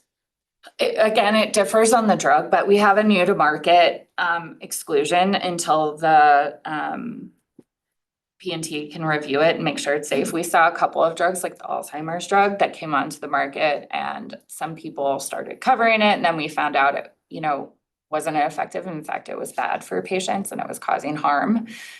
So we've really tried to slow down that process to get it through to the formulary. However, there are some drugs, I think, that get expedited approval through the FDA that move faster. But there is an exclusion timeframe, and I think I could get back to you on exactly how long, a quarter, 3 months to 6 months, where we're trying to take the time to vet the new medications and make sure they're appropriate for the formulary.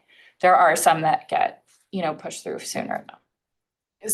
So fully excluded, is there a situation in which, say a drug PA comes in particularly soon after that approval, would Express Scripts still review that on an individual case by case basis, or is it fully excluded until the PNT occurs? Some of them are fully excluded until the PNT occurs, and then there's some that are added because there's nothing else on the formulary and they need to get it pushed through. So it again, it depends on I think there was a recent cancer medication that went on fairly quickly because it was the only medication available for that type of cancer. But then I've seen drugs take, a more vetted process. And then, sorry, the last question I had. I wrote it down.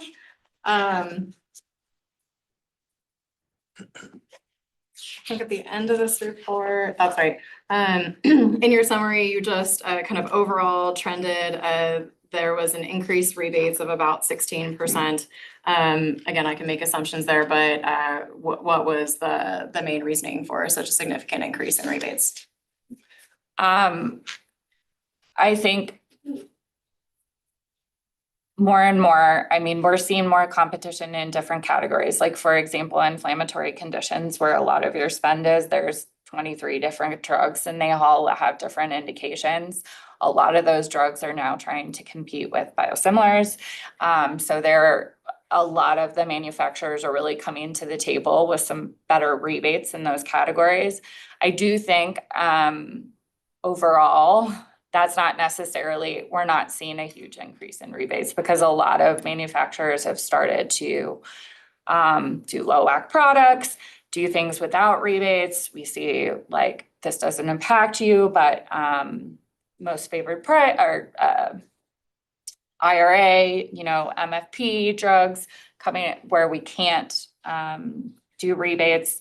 The biosimilars have very low rebates. So I think even though you're seeing 16% here, and we can see exactly which categories, the big increases are, I would guess it's inflammatory conditions is really, Humira, for example, is now off our formulary, but the manufacturer, AbbVie, was giving us some good rebates to try and keep it on. And that's why we grandfathered members through July. So I think that, when we dig deeper is going to be exactly where the increase was. But I think overall as an industry, we're seeing less and less reliance on rebates. In fact, we recently announced that we're going to be working towards a no rebate model if you want one. So, I think the marketplace is really changing in terms of rebates. Any other questions from other board members? Okay, hearing none. This also was an information only report. Thank you very much. Thank you. Close agenda item 11, move to agenda item number 12, the state fiscal year 25 year-end report and state fiscal year 26 Q1 budget report. George.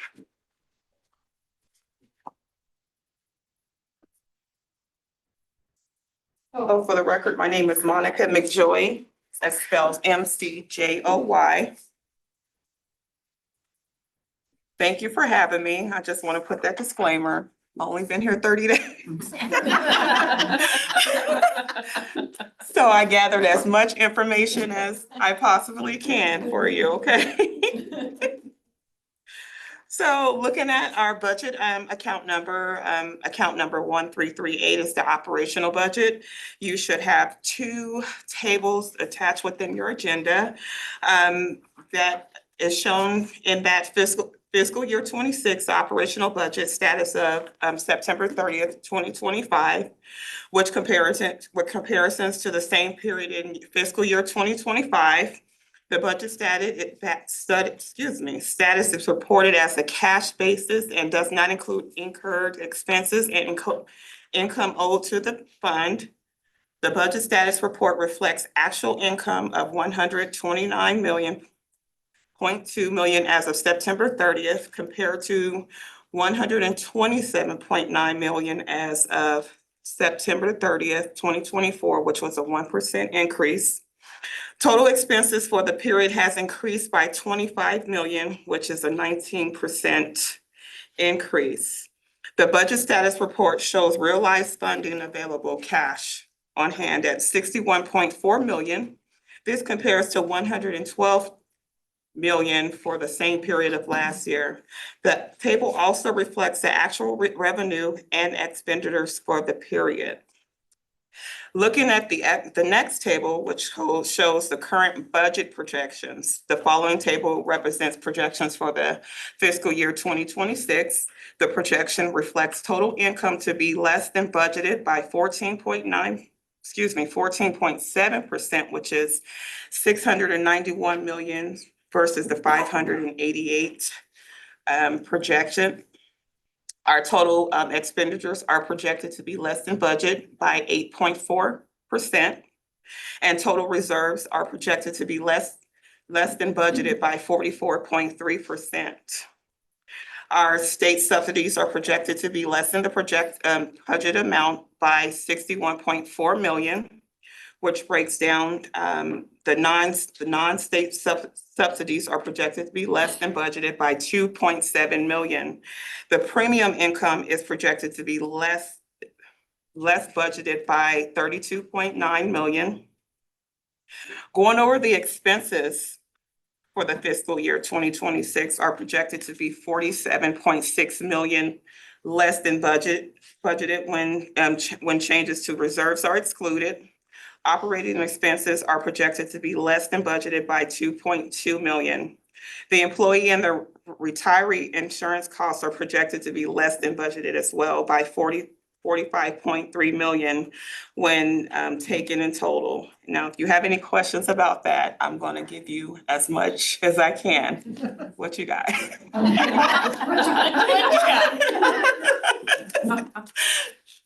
Careful Sorry. what you wish. I know, I don't mean it. Thank you, Ms. McJoy. Any questions from members of the board?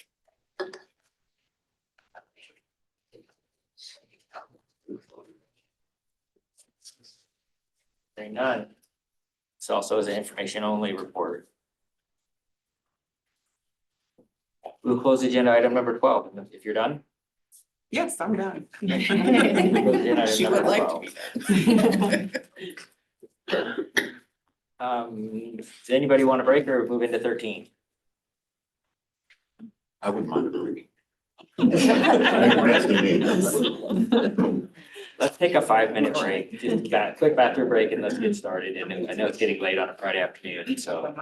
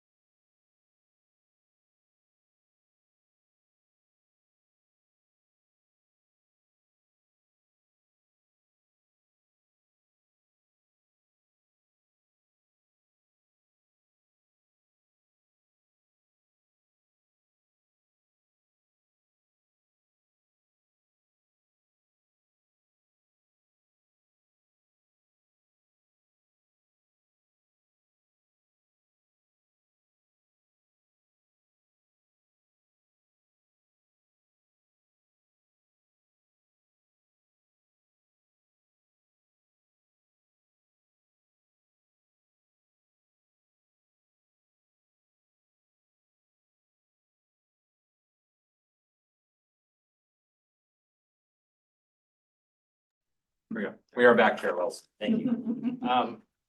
Call the meeting back to order. We'll open agenda item number 13, presentation and possible action on current PEP plans and possible revisions to the plan years.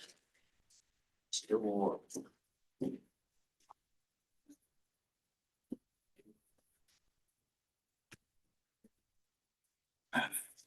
All right. Good afternoon.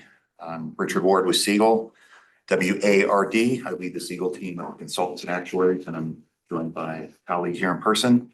Hi, I'm Shelley Chun, last name's CHUN. I'm a pharmacist with Siegel Consulting. And I have a few colleagues in case attending virtually in case we need to phone a friend. Before we get started, I want to just express appreciation for the accommodation of rescheduling the board meeting. There was quite an extensive amount of analysis that was required for these plan changes between the two board meetings, so I appreciate everybody accommodating the additional time that was needed. I also want to express appreciation for the collaborative effort to get to this point. While we may be leading the discussion through these items, but it was a collaborative effort between PEB staff, Siegel, Express Scripts, and UMR on a number of these items. And we wouldn't have all of this information here to discuss today if we hadn't all teamed up on it. So now moving into our materials, I'll probably refer to our page numbers, but they begin on page 160 of the full board packet. And I'm going to start with just a refresher and a level set for some plan changes for the next plan year, for plan year 27, that were already approved at the July board meeting. Just moving these forward, they were presented last time. You've approved them at prior board meetings, obviously, but just to kind of keep it all together, that's provided for reference. So then moving on to page 3, we're going to get into the new items that the board approved for further review and consideration today.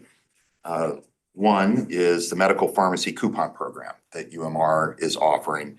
This operates similarly to the Express Scripts Save on SP program, but for select drugs that flow through the medical portion of the program rather than through the pharmacy program. And we described it at the last meeting. So page 3 is a repeat and a reminder from the last meeting. And this is what we've done with each of these items, just to provide some continuity between the discussions. Page 4 is a little more information on how it works. Participation is voluntary. UMR and the Medical RX Advisor program, which is the brand name that they have for the program, will identify members with utilization or drugs that are on the list that are coupon eligible. They'll reach out and facilitate their enrolling in the program. Participation is voluntary, as I mentioned. And then there's a change in the member's responsibility to access the value of the coupon. The coupon is then used to offset that increased member responsibility, and the net result is a lower member out of pocket. And there's an example in a couple of slides. So it results in the member having a zero or low cost share as a result. And the projected savings, so we did an impact analysis with UMR, and the annual plan impact is about 1.1 million. I'm referencing figures on the bottom of page 4.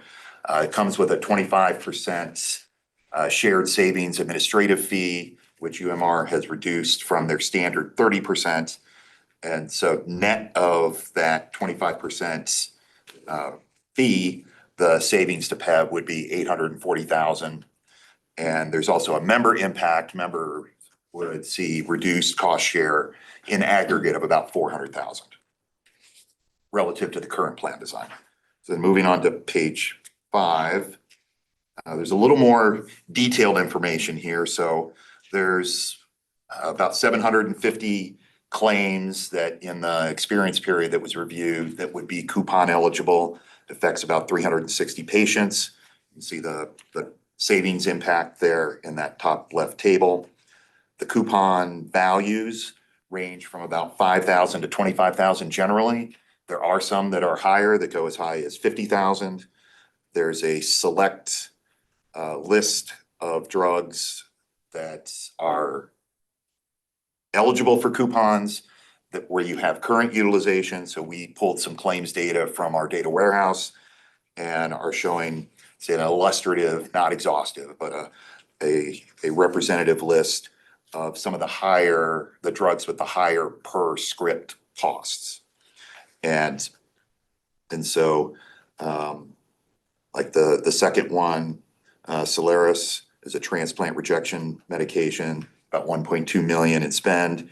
There were 30 total scripts over multiple members or multiple patients. And so there's a cost per script of about 40,000 per script, and the full coupon value for the year is about 15,000. So there's some potential significant offsets in costs at that individual drug level. And then on page 6, there's a straw person example or a specific claims example to show how the math works and the member experience. So the example here, there's a $4,000 claim. Current member cost share would be 20% coinsurance. And currently that would be $3,200 paid by PEB, $800 applied to the accumulators, potentially paid by the member. And then in the far right with the program, the coinsurance would be manually increased behind the scenes from the 20% to the 25 to take advantage of the $2,500 coupon that's available in this particular example. That's about a 63% cost share. So the coinsurance from the plan design perspective would be increased from 20% to about 60%. And then the copay card or the coupon would be applied of $2,500 to bring the member net exposure down to $25. And the plan's net cost is $1,475. So that's a reduction from $3,200 to about $1,500 for the plan, and a reduction to the member from $800 to $25. So that's an example of mechanically how this works. And I don't know if you want to discuss each of these as we go along. Yeah, I think we're gonna do these one at a time, so we'll stop here and ask if there are any questions from board members. And I had a venti coffee before this, so talking too fast. All right,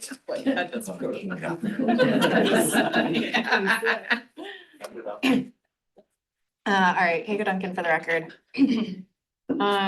Okay. So just some clarifying questions. First off, am I understanding this correctly that to administer this program, there would be no upfront cost to PEB? That is our understanding. I will say this is not our program. We're not representing it.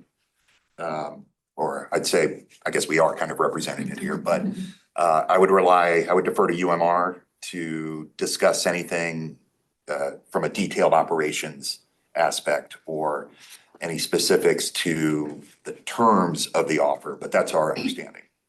Okay. If nobody uses the program, there's no cost to PEB. That's our understanding. Okay. So the cost would be calculated on take 25% of the calculated savings, and then that would be invoiced to PEB. Got it. Okay. Other just clarifying questions. I appreciate some of this estimate that was done here on page 5. These are some really, really lovely round numbers that I don't think we ever see. So I just wanted to verify, I mean, were these rounded up, rounded down, and on average by how much? They were both. Okay. And one of the reasons is that costs will vary from drug to drug, and there's a bit of a range. And so we're providing this on an illustrative basis. It's also from a historical time period, and we're thinking about this going forward. Right. So plus minus I'd say 5% or so.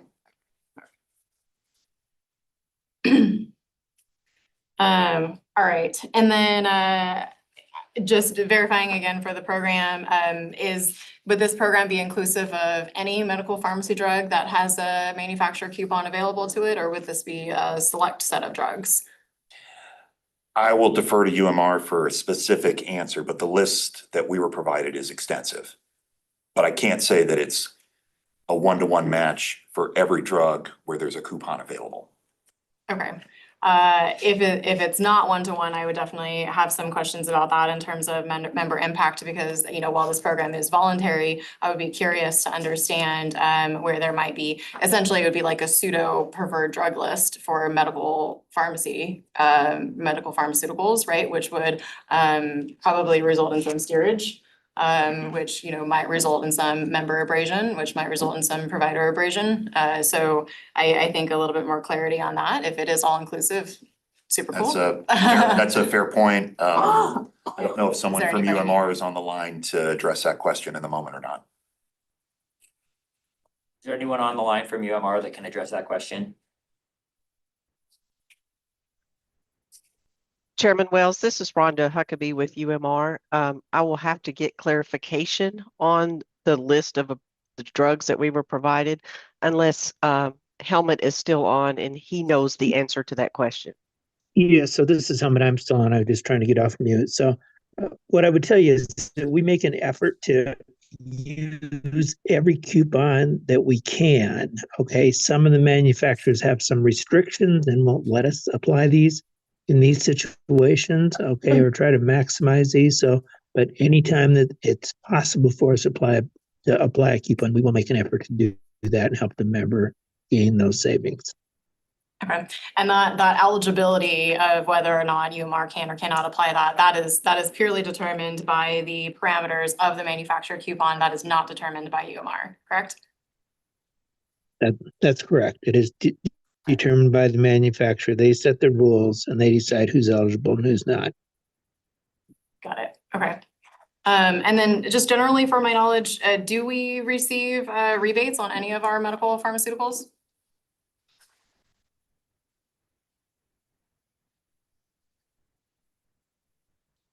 Rhonda, do you know the answer to that? I don't believe that's Richard Ward for the record. I don't believe that's in your current contract.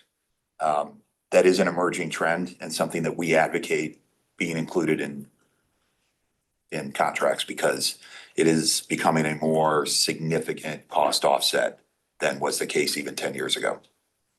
Right. So the answer is no. We don't. I believe the answer is no. Okay. All right. 'Cause, my question would be, if we did, or if we got some, you know, how would these coupons affect that, or how would that affect the coupons? So okay, we'll take the no.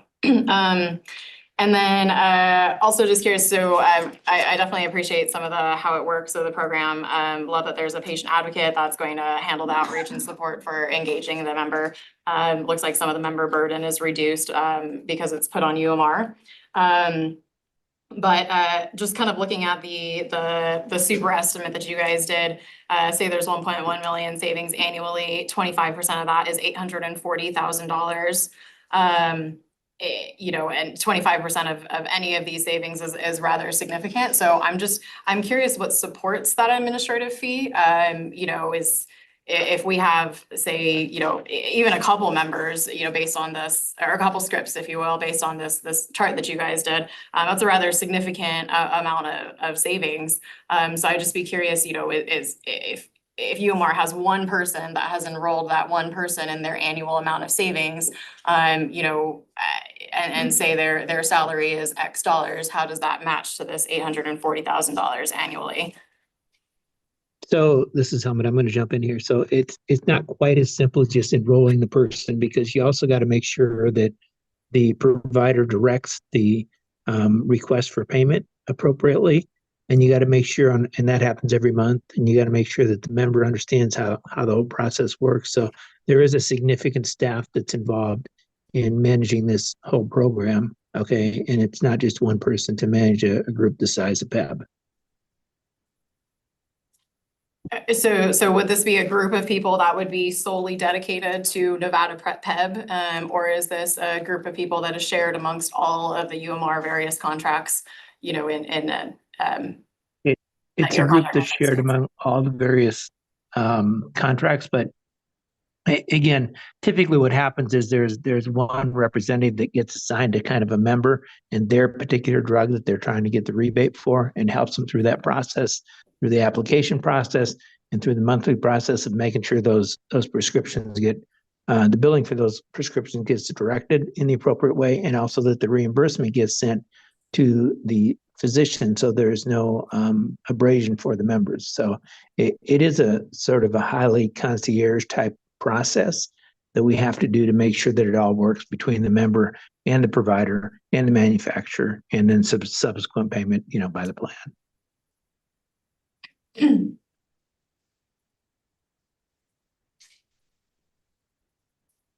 Chair Wells, board member Woodward has her hand up. Okay, are you done? Go ahead. Yeah. Member Woodward?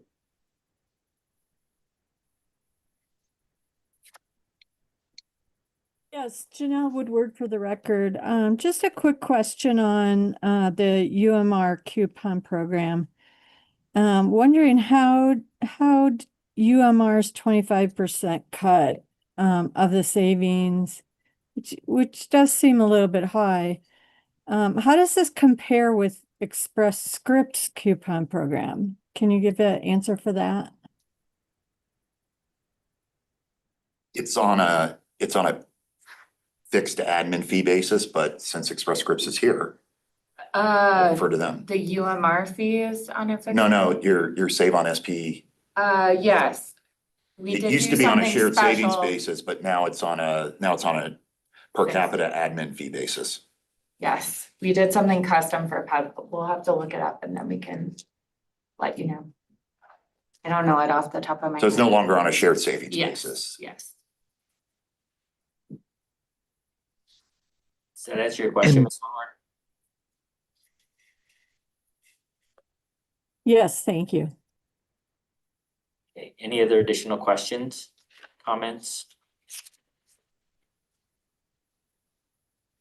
Anybody want, Member Harper?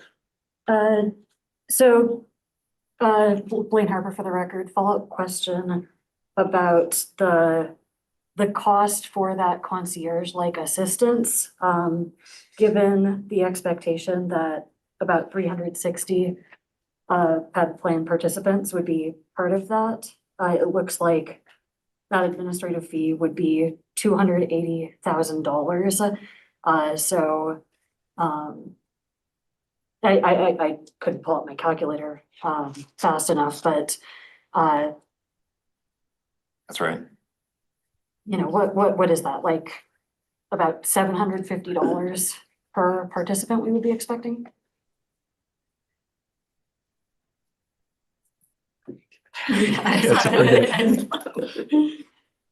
Again, this is all gonna be based on usage is my understanding, because there's no savings or no reimbursement to UMR unless people actually participate. That's what I heard. That's correct. But the ratio between those two figures is about $780. Okay, thank you. So I guess thinking about that in terms of, you know, what rationale there is behind the administrative fee, in terms of the cost per expected participant. That's useful for us to consider. Yeah, and Mr. Braun, do you wanna address that? I mean, obviously that is something for you to consider. I mean, we don't know that we're going to get 360 participants. I mean, that's a projection, right? And obviously we have administrative costs, you know, overhead to run the program. And that's the way it turns out, you know, if that's the savings that actually gets generated. Again, I think one of the things that I would suggest is that if there's no saving generated, there's no fee either. If you're trying for something that would, you know, be more of a fixed admin fee, I'm sure we might be able to come up with something like that. But then you get the fixed admin fee, whether there's savings or not, or whether or not, you know, they balance out. So that's why I think most of our clients sort of go on this sort of shared savings basis.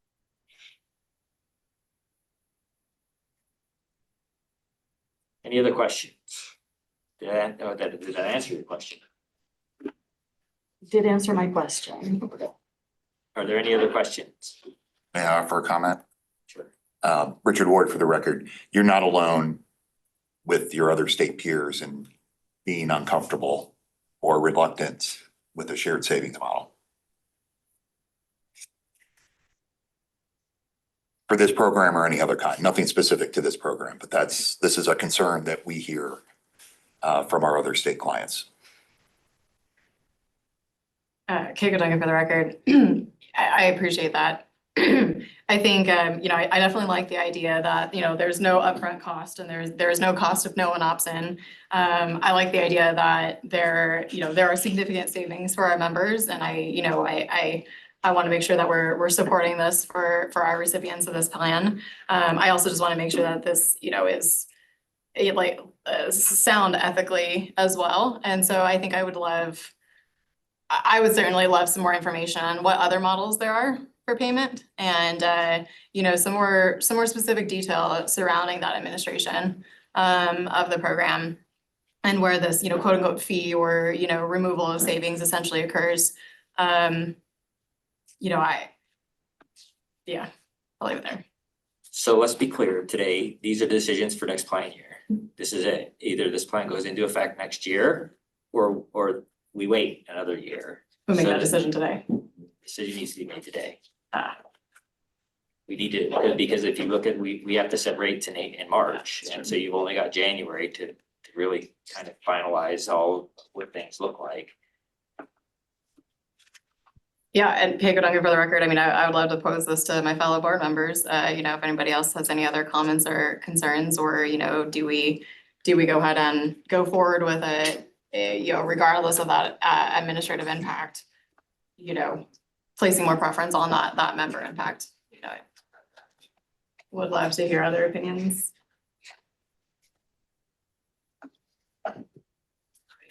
Anyone else want to make a comment?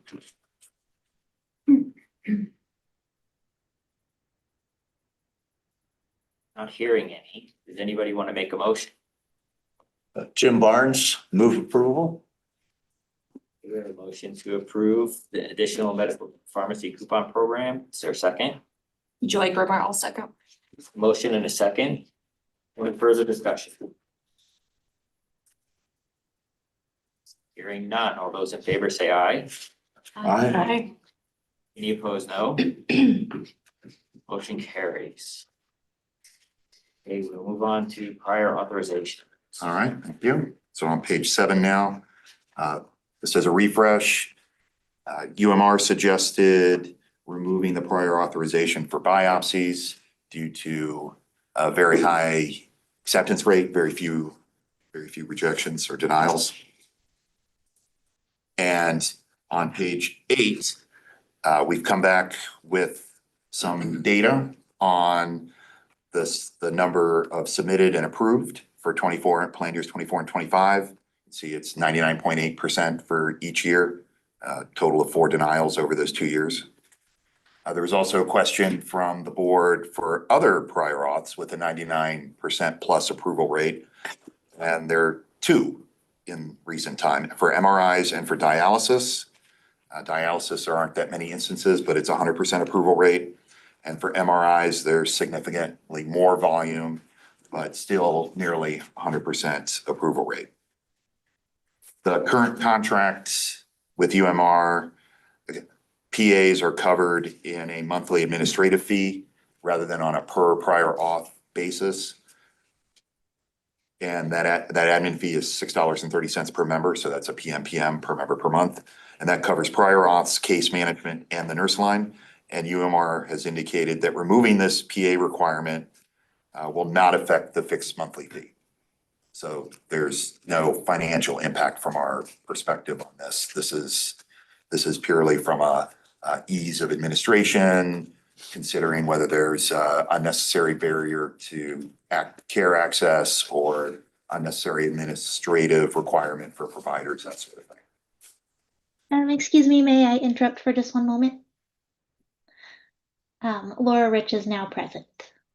Great, thank you. Welcome, Laura. We're on agenda item 13 and 13.2 prior authorization. All right, thank you. And sorry I'm late. I was traveling. Okay. Questions regarding 13.2 prior authorization approvals? Comments?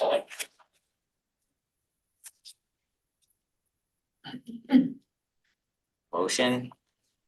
Jim Barnes, I'll move approval. Joy Grimmer, I'll second. Sorry. So let's be clear what we're approving, because the original was just for the biopsy coverage. The additional ones were for MRIs and dialysis. Approval of all three. As a motion is to approve all three. It's for all three, yes. Your second is all three. Yes. Yes. So you have a motion and a second to approve the removal of prior authorization for biopsies, MRIs, and dialysis. Any further discussion? Quick question. Go ahead. Sorry, Kate Godongi for the record.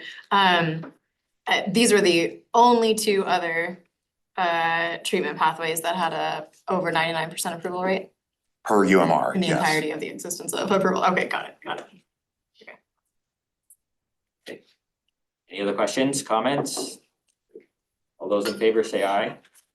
Aye. Any opposed, no. Motion carries. 13.3.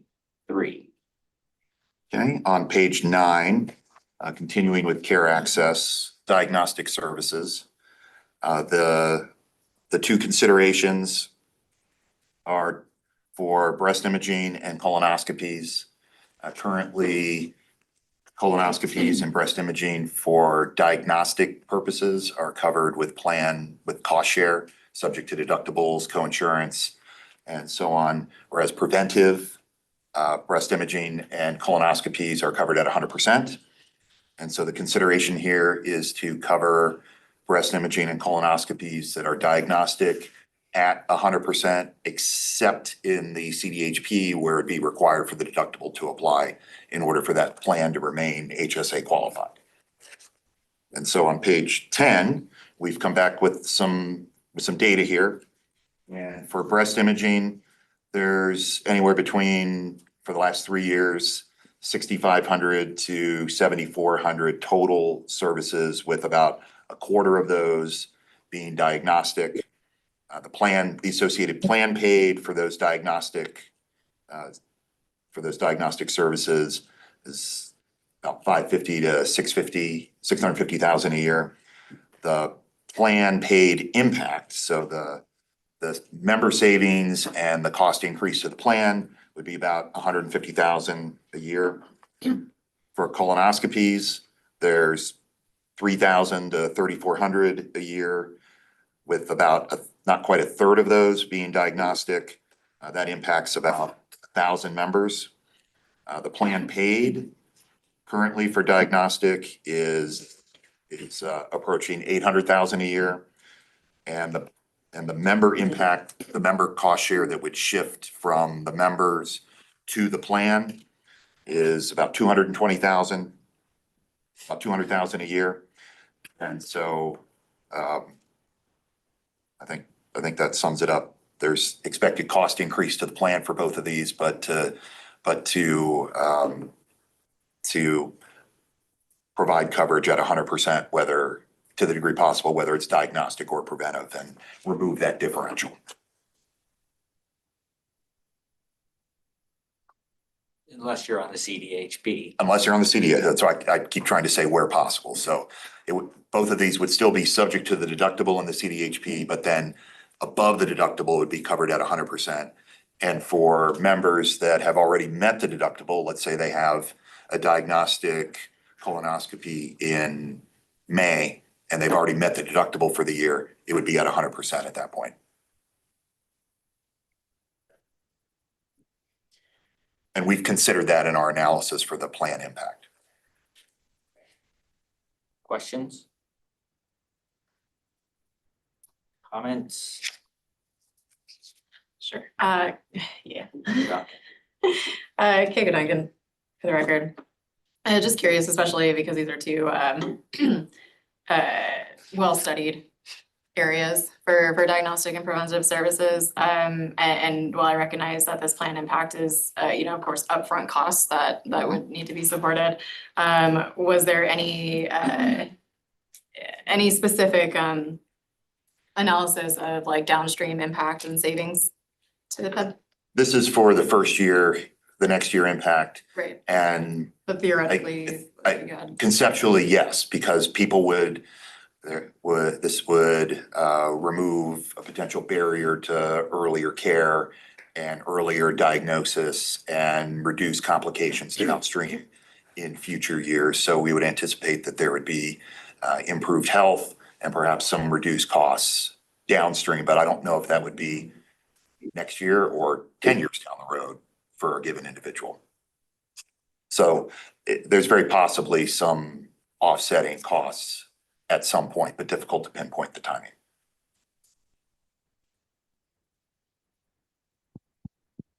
Any other questions? Get a motion. Joy Grimmer, I'll make a motion to approve. Jim Barnes, I'll second that. We have a motion and a second to approve diagnostic breast imaging and colonoscopies at 100% as preventive services, with the exception of the CDHP where they're still subject to the deductible. All those in favor say aye.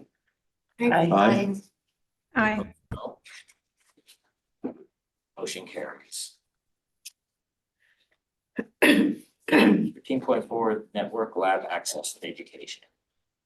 All right, for this one, the concept is when someone has a non-network lab, that if it's the first one, and that can either be the first one ever or the first one in a given plan year, that it is paid as if it was a network benefit, and then there's outreach and communication and education to the member to provide guidance on how to identify and access network lab providers going forward.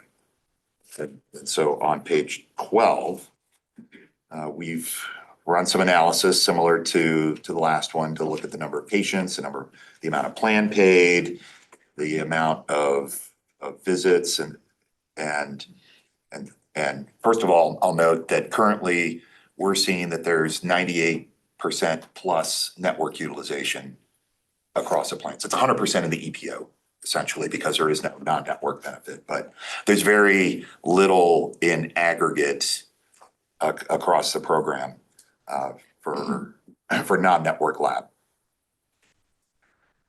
The top part of the page shows the results for the first annual. So this is regardless of whether they've had any in prior year, members had any non-network lab utilization in prior years or not. It's just strictly the first one in a plan year. And there's about 150 to 200 such instances a year. And the plan paid is $7,000 to $13,000. And we would anticipate that if these were paid at network benefits versus non-network benefits, that the plan impact is about $2,000 in total. And then we did review and consider that subsequent labs for these individuals, some portion of them would be in network that might otherwise be out of network. So we looked at members with multiple non-network utilization during the year. And we estimate that would be rounding these, but about $1,000 in savings to the plan. There'd be some savings to the member. So the aggregate cost, we would expect the net cost would be about $2,000.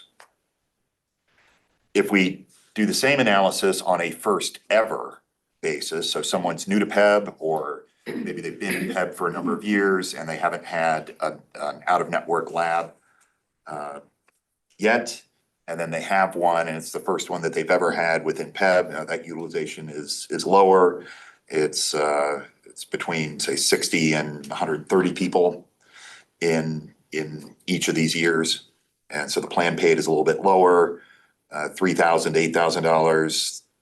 And if those claims were paid on a network basis, the net difference is $1,000 to $2,000.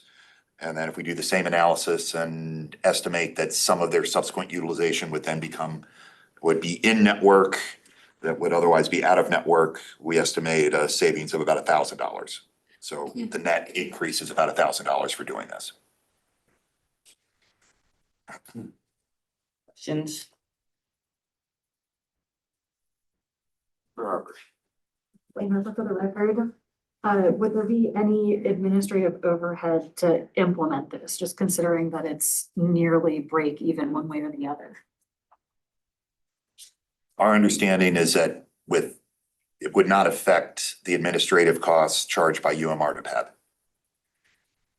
I'll let PEB staff comment on whether there's administrative burden or effort from PEB staff to develop the communications and the specific plan for the outreach and coordinate with UMR and so on.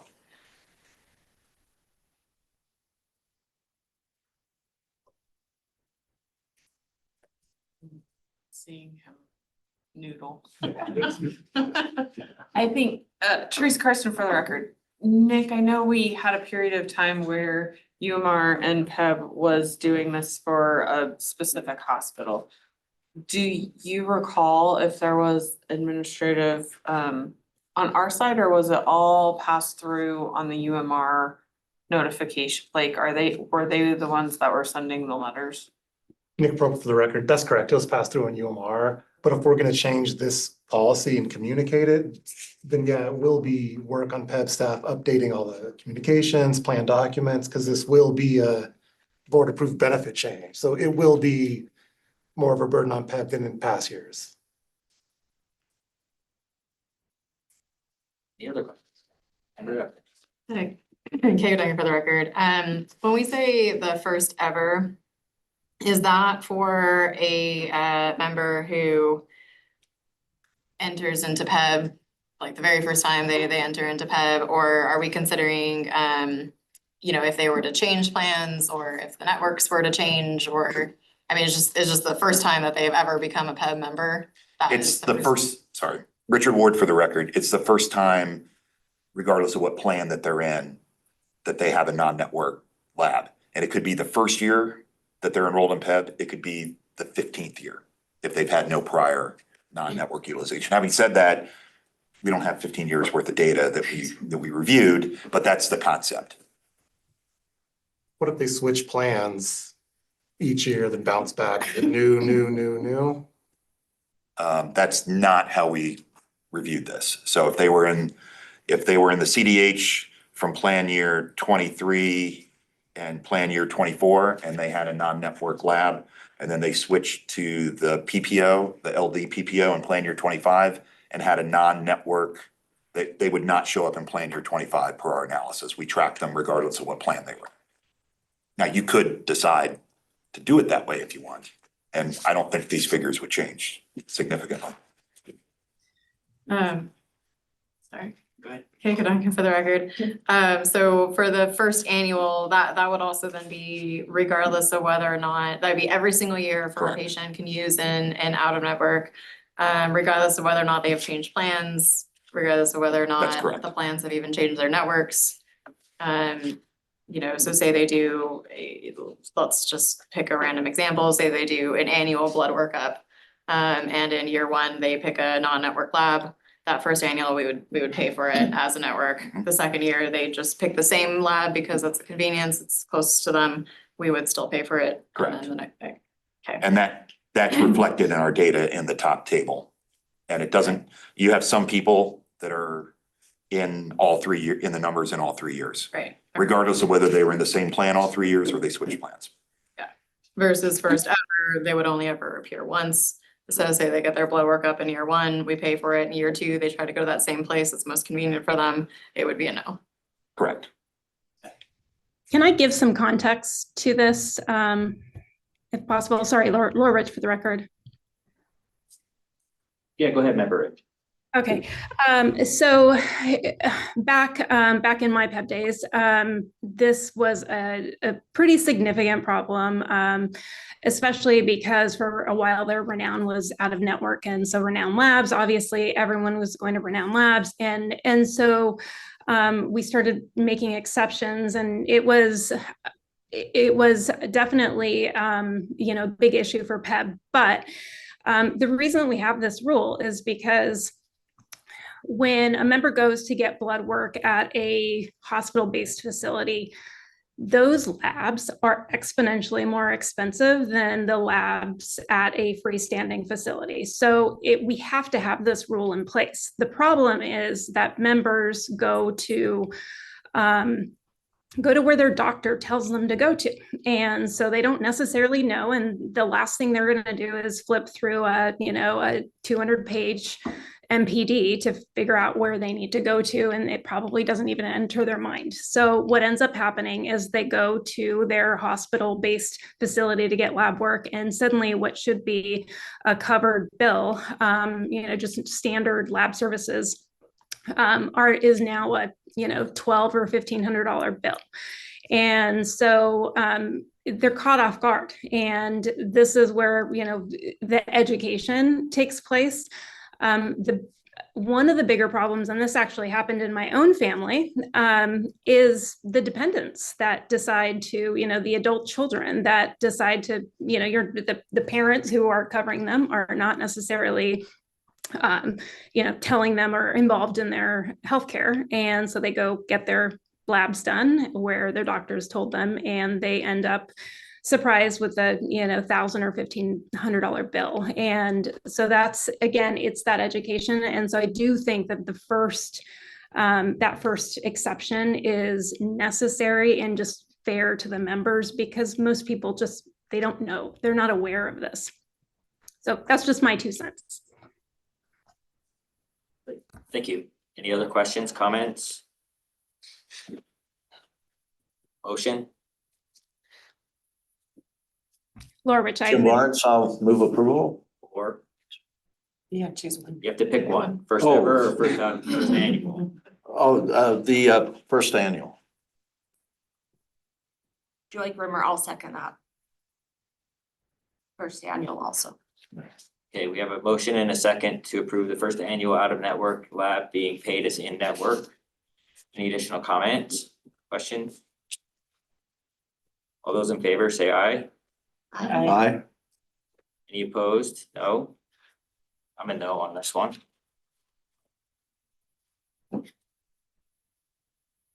Okay, motion carries.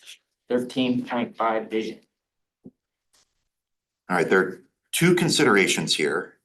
The first one is reviewing the $100 annual benefit maximum. And flipping to page 14, some additional information that I think is relevant. Since the last board meeting, it's been determined that the CDHP currently does not have a $100 maximum. The $100 maximum applies to the EPO and the low deductible PPO. The CDHP only covers exams, does not cover hardware, and that consideration is the next item. So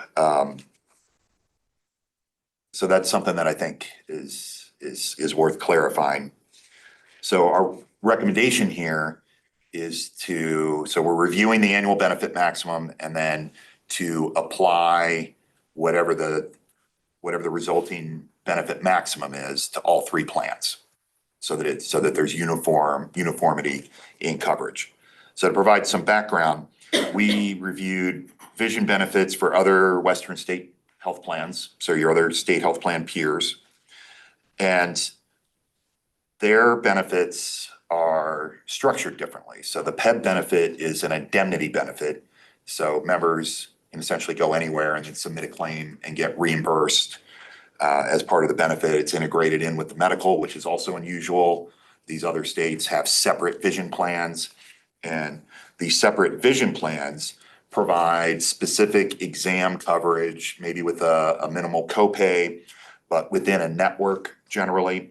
And the net value of that exam benefit is about $100. And then those plans provide an annual allowance for hardware. And that generally falls between $120 and $200. So an annual allowance for contacts, frames, lenses. And so we added the two together to get an equivalent amount to the current PEB annual benefit maximum. And so the $100 benefit maximum compares against a range of, let's say, $220 to $300. So we add those two together. So we looked at 3 alternatives to the $100 annual benefit maximum of $200, $250, and $300.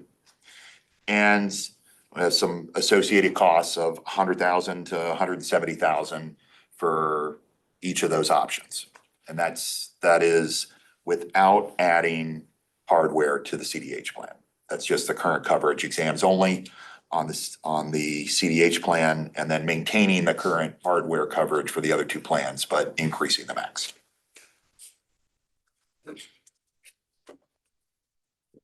Questions? Comments? I have some, I'm sorry, Go ahead. not to slow us down here, I know it's Friday afternoon, but we have some additional data that is not included in here that I think provides some helpful context. For the current $100 annual benefit maximum, in the low deductible PPO, about 10% of the members hit the maximum currently. And in the EPO, it's about 15% of the members hit the maximum.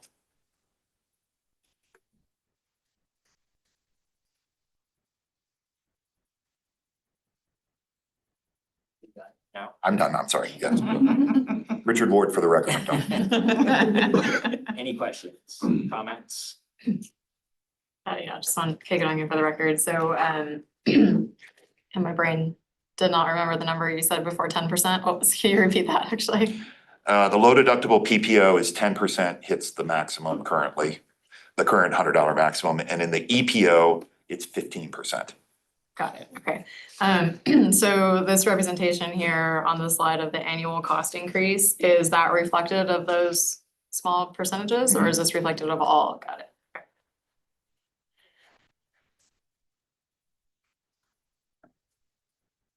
Any other questions? Wayne Harper for the record.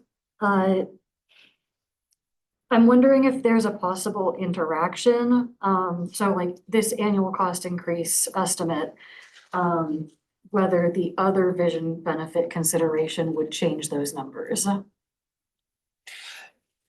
If there were change in that. There would be no change, Richard Ward for the record, there'd be no change for the PPO and the EPO because those plans already cover hardware. And then, so the other change, I think you're referencing would be the addition of hardware coverage to the CDH plan. Correct. And so we've got, here it is. So that would be an additional 100,000 to add hardware coverage to the CDH. So I'd say they're additive. Okay, so a change in one doesn't change the numbers for that. Right. Okay, thank you. Any other questions? You have a motion? Make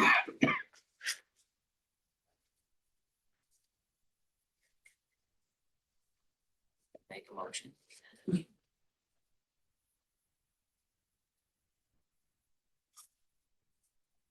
Okay.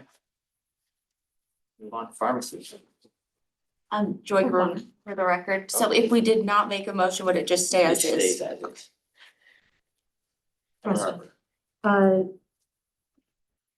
Did we have additional information to consider for the hardware item specifically? You can make a motion to add hardware to the CDHP. $1,000 estimated annual cost.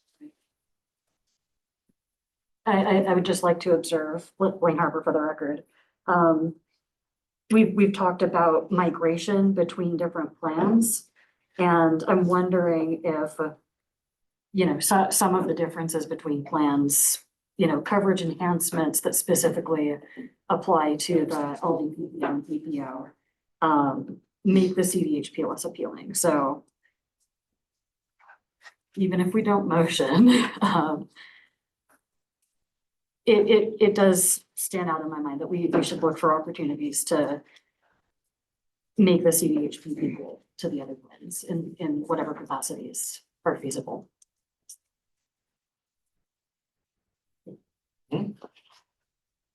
Okay, so vision plans will stay as they are for now.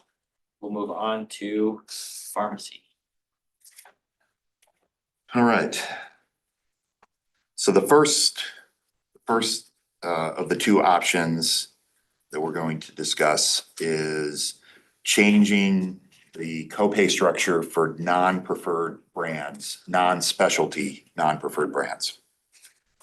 And the reasoning here is to incentivize more utilization towards lower net cost alternatives, either preferred brands or generics.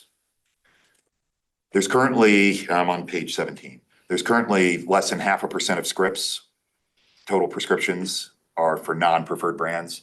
So this isn't gonna generate savings from a cost shift perspective. The rationale here is more for incentivizing behavior change and different purchasing decisions or different prescribing patterns. The current benefit is for retail 30 days, $75 copay. For retail 90 mail order is $150 copay. And we've got three options here. The first one is to convert that fixed dollar copay to a 30% coinsurance with a minimum and a maximum, $75 and $150, and then twice that for mail order. And that has an estimated plan impact of about $100,000. For option two, also converting to a coinsurance with higher minimums and maximums, and that has about a $200,000 plan impact. And these consider shifts in utilization as well as the potential offsetting impact of rebate reduction. So, or enhanced, or in some cases, enhanced rebates by transitioning to preferred brand alternatives when those are available. Option three takes the plan design in the CDH plan, which does not cover non-preferred brands unless there's an exception, and applies that to the low deductible PPO and the EPO, and the savings there is about $600,000. So those are the three options that we reviewed. And there's some member disruption or member impact. There's approximately 825 patients with about 2,700 associated scripts for those 800 patients that have non-preferred brands that would be affected either by a copay change or by a change in the covered drug list.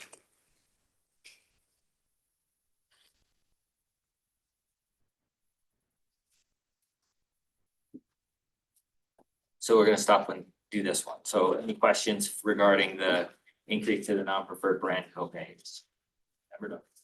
Okay, good, for the record. I appreciate that the member disruption was listed for option 3, but what was the member disruption for options 1 and 2? Same, Oh, same, oh, got it. because there's a change to all non-preferred brand. Oh, okay, oh. I thought that was just removing complete cut. Okay.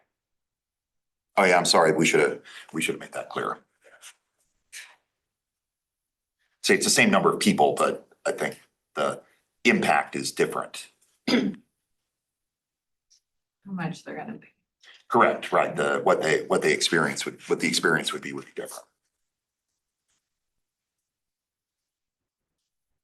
And in the appendix, there are two tables on page 28 of non-preferred PEB, non-preferred brand drug utilization for PEB by script count, and then also the cost per script. So there's some high cost medications in here that where there's not a lot of utilization. And then there's some lower costs where there is more material utilization, and you can see the dollars associated with that, just the top 10. So let me make sure. So we're not saying that there's not another drug to cover. There's another drug that covers these conditions that we already have on our formulary as a preferred brand. This is just changing those who have opted to use the non-preferred brand. Correct, and there would be a process in place if for people that were a non-preferred brand. Doesn't work. Is what works. So in instances where the non-preferred brand works, there's an exception process for patients to continue to access those, or access those if it's a new situation. It's just if, as you're saying, if there is a viable alternative, then they're going to be required to use that or pay 100% of the cost. Or go through the step therapy protocols. Correct. And I'll defer to ESI to describe operationally how that might work, or the member experience, and how their specific programs function. Well, and to your point, there aren't a lot of people taking a non-preferred because their step therapies preventing people get to the non-preferred. So some of these people may have already gone through the PA process to get the drug. But we do have copay appeals. So if they appeal, and I think you can set what you want. So if they appeal, then they can get the preferred copay if approved, for example. I think what you're doing here is more consumerism, and I think your members pay attention to the copays and make choices about what drugs they're gonna take based on the copays.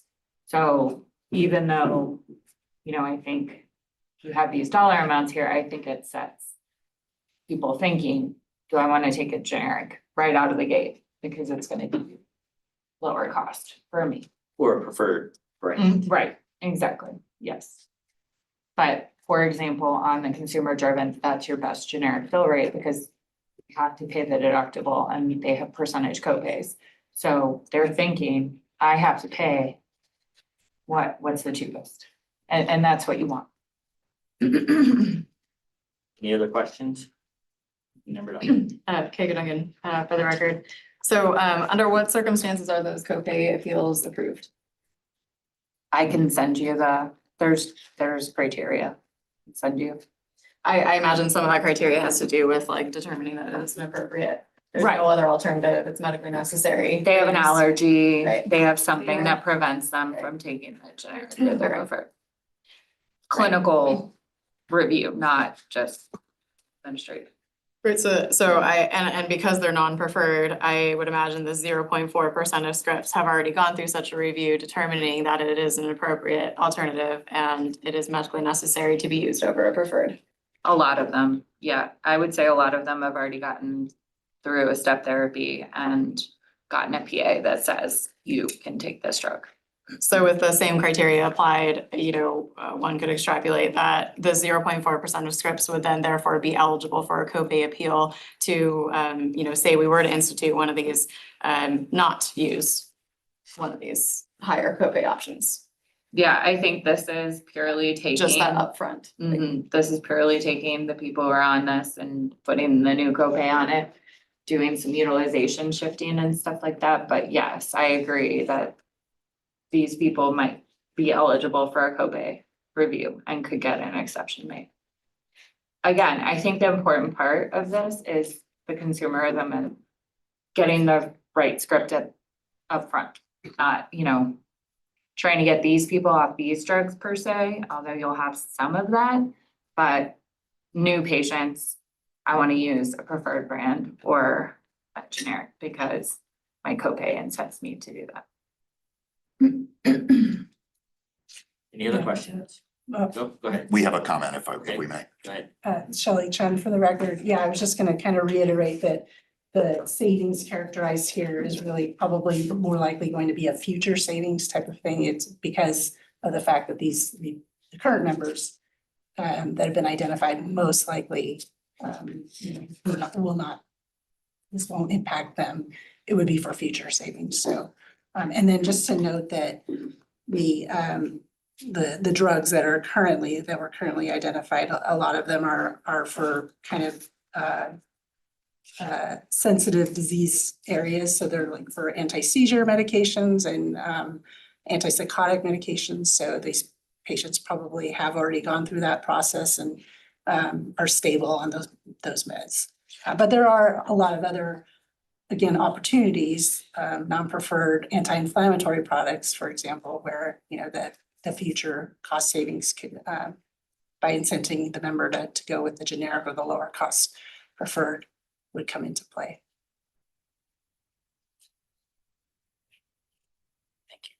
Any other comments or questions? Motion?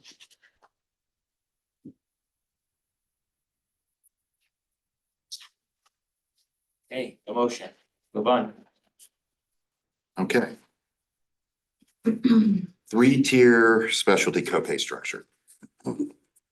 So the concept here is, so in non-specialty, there's currently a three-tier copay structure with the idea being to incentivize lower cost, lower net cost options. And with the emergence, recent and then ongoing, the recent emergence and ongoing increase of biosimilars coming on the market and generic specialty medications, the thought is let's consider a three-tier structure for specialty to accomplish the same objective. And so over the last couple of weeks, we've worked with ESI to take a closer look at this and develop some specific options. And what we see is that since your current specialty cost structure is already a coinsurance, there's a 30% coinsurance, that is providing an incentive for members to use lower cost alternatives. So we're already seeing a substantial amount of utilization in the way that we want it. So members and prescribers are already, you already have utilization with those lower cost alternatives. So there's not a lot of additional utilization to incentivize towards those lower cost options. And you've also, the current strategy, I think Express Scripts noted earlier regarding Humira, that the current strategy has utilized exclusions, So when there's viable biosimilars or generics that are on the market, the higher cost brand specialty medication, it has been excluded for Humira as an example. And just continuing with the Humira example, in plan year 24, there were about 1,000 patients. In plan year 25, there were 400, and now there's just a single user. And so the utilization has been shifted to biosimilars using other measures besides implementing a three-tier copay structure. And so as a result,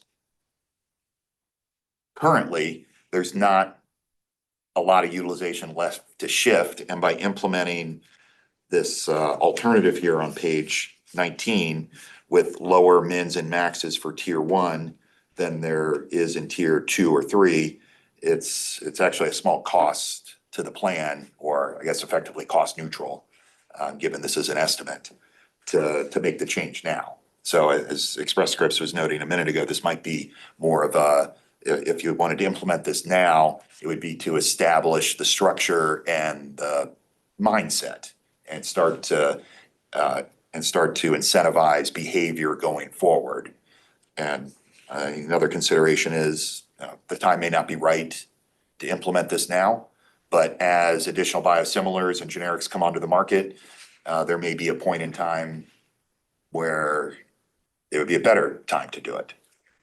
So I'd say that's up to the board today to decide if you want to be proactive in implementing it now or to consider at a future date.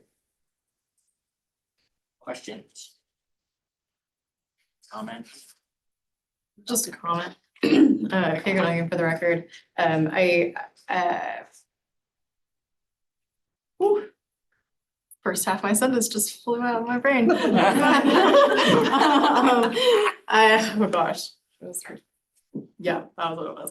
I think we heard from earlier from Express Scripts about, there appears to be a greater shift in our rebates that we're seeing with, whether or not the reference products or the biosimilars are being utilized. And as you mentioned, there's going to be a lot of new biosimilars to market. I would be in favor of maybe placing a hold on this concept for now and seeing where that, that rebate structure in the drug market continues to go, especially given that there would be a cost now with very little change and great member disruption really could essentially result in this. So. Any other comments? Anybody want to make a motion? Okay, leave that one as it is as well.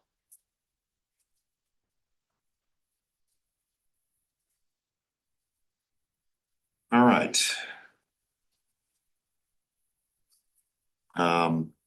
Looking at the plan design for the current plans, so we have ongoing migration from the EPO and the CDHP to the low deductible PPO. We discussed this last meeting. This is due to the differences in the plan design or the actuarial value between the plans as well as the premium structure. And so we looked at some options to change the spread and the actuarial values between the plans. And on page 21, we're showing some of the options that were developed to do that. So the difference, we're looking to address a small difference between the low deductible PPO and the EPO. So to introduce a deductible into the low deductible PPO that currently does not have one. And so we have two scenarios here. The options that are provided here change the deductible and the max out of pocket for some of these plans, and those changes are highlighted in red. And then for scenario 2, there's a difference in the deductible for the CDHP plan that's shown in purple, just to differentiate between scenarios 1 and 2. So these options introduce a deductible for the low deductible PPO, no change to the EPO. And then the deductible for the CDHP is the $1,700 that's already been approved, which is necessary to maintain compliance with that, for that plan to be HSA eligible. And then we also took a look at the out-of-pocket maximum. What we normally see is when you review plan designs between the leanest plan up to the richest plan design, the maximum out-of-pockets decrease as you go from the leanest plan to the richest plan. And the current plan design goes in the opposite direction, where the EPO has the highest out-of-pocket maximum of $5,000, just referencing the network single out-of-pocket maximum. And the other two plans, having leaner benefit designs, have lower out-of-pocket maximums. So scenario 1 changes that relationship. And in making those two changes, we would anticipate there being about a 6-point actuarial value difference between all three plans, going from the CDHP 6% to the PPO, 6% to the EPO. And so that realigns the PPO between those two plans, which we think will help with the ongoing migration, with the caveat that it's dependent upon what the premiums end up being. And then for scenario 2, there's an increase in the CDHP plan, but then we've also provided an option to increase the HSA, the HRA employer contribution, because that has not been changed in a number of years.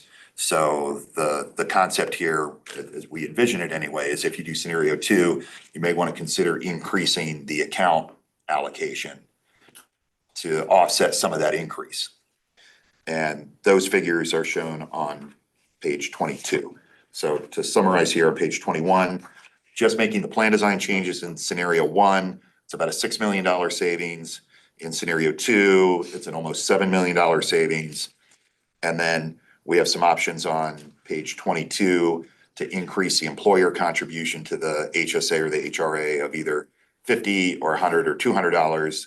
And there's in the top right corner, top right table, there's some cost increases associated with those increases in the employer contribution.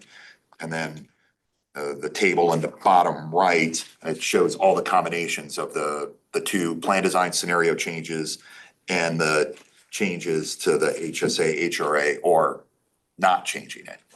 And so those range from scenario one with a $200 increase in the HSA, still a savings of $3 million. And then scenario two in the top right corner with no change to the HSA, HRA of the 6.8 million from the prior table.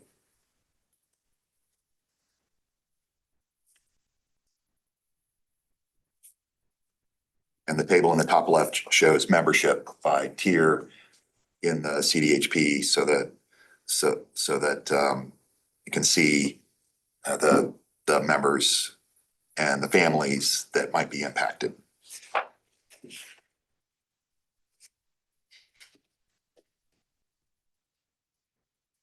Comments, questions? I have a question. Laura Rich, for the record, I assume that this will change premiums, right? So what does that look like? And I know we don't have premiums. I know it's too early to talk about that, but just conceptually, what is this going to do with premiums? I assume, you know, some plans are going to get a lot more expensive, others might get a little cheaper, and there will probably it'll probably lead to migration as well, just because of those pricing, the pricing structure. Richard Ward for the record. So I'm going to reference the table on page 21, and we've got it's taking a relationship between the current and then the actuarial values for the current plans, and then for scenario one, there's a 2-point reduction for the CDHP plan. So we would anticipate a 2% reduction in the premium or the cost for the plan. And then similarly, there's about a 2-point reduction for the PPO, and then there's a 0.4% increase on the EPO. And the effect of migration and selection would need to be considered once we look at what the prospective premiums would be, because we'd want to consider what the choices that the members are gonna have from both a plan design and a premium perspective. So the premium impact may be a little bit different than what we're seeing here, depending on what the premiums look like.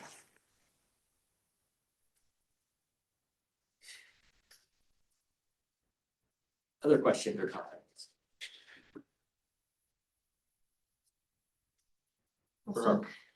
Wayne Harper for the record. I appreciate the follow-up on HSA, HRA in relation to the CDHP. Were there alternative scenarios considered where the CDHP was left the same?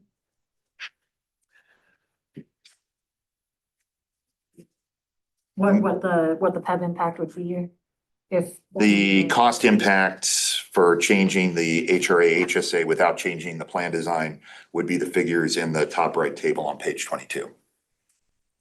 So that's just strictly, so for example, a $50 increase is $50 times people, and that's $700,000. That's independent of the plan design change.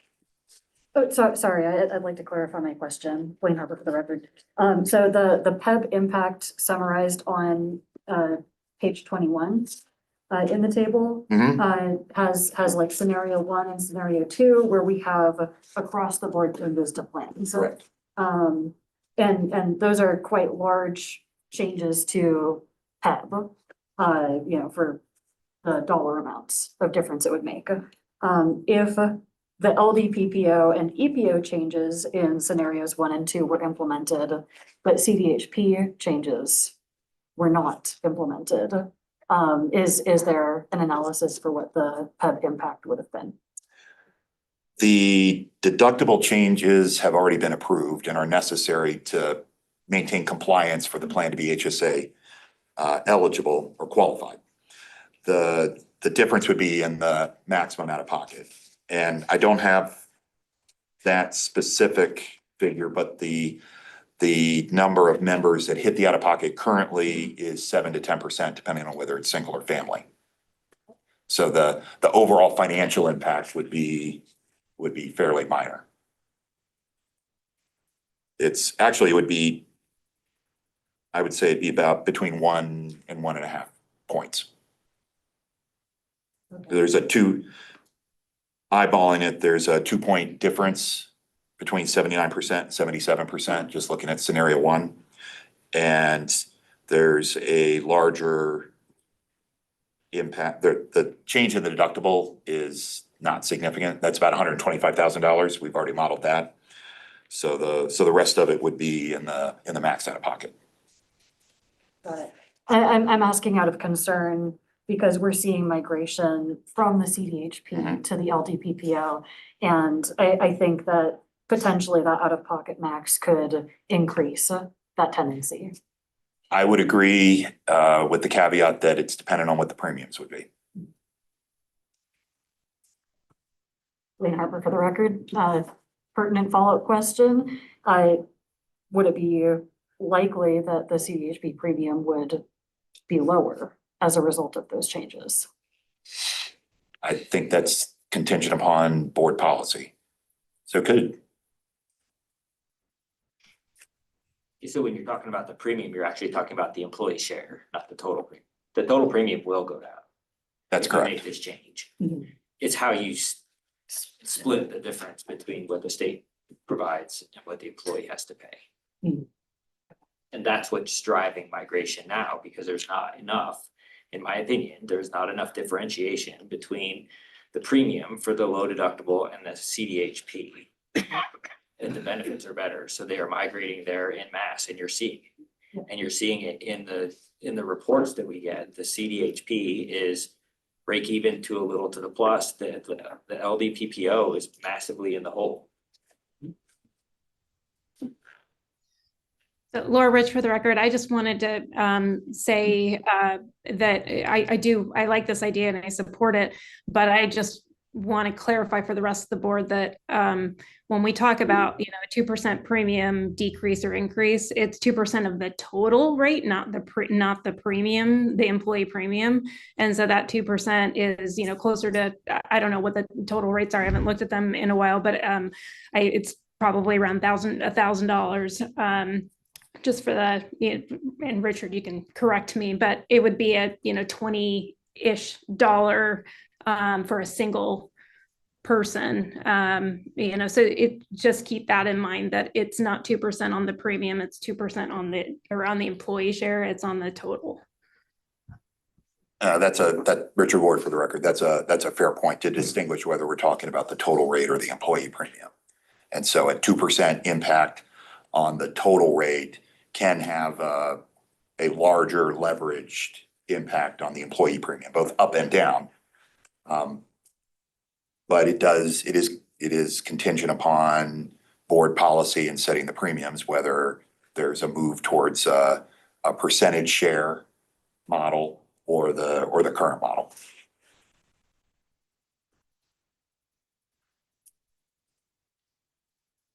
Any other questions? Comments?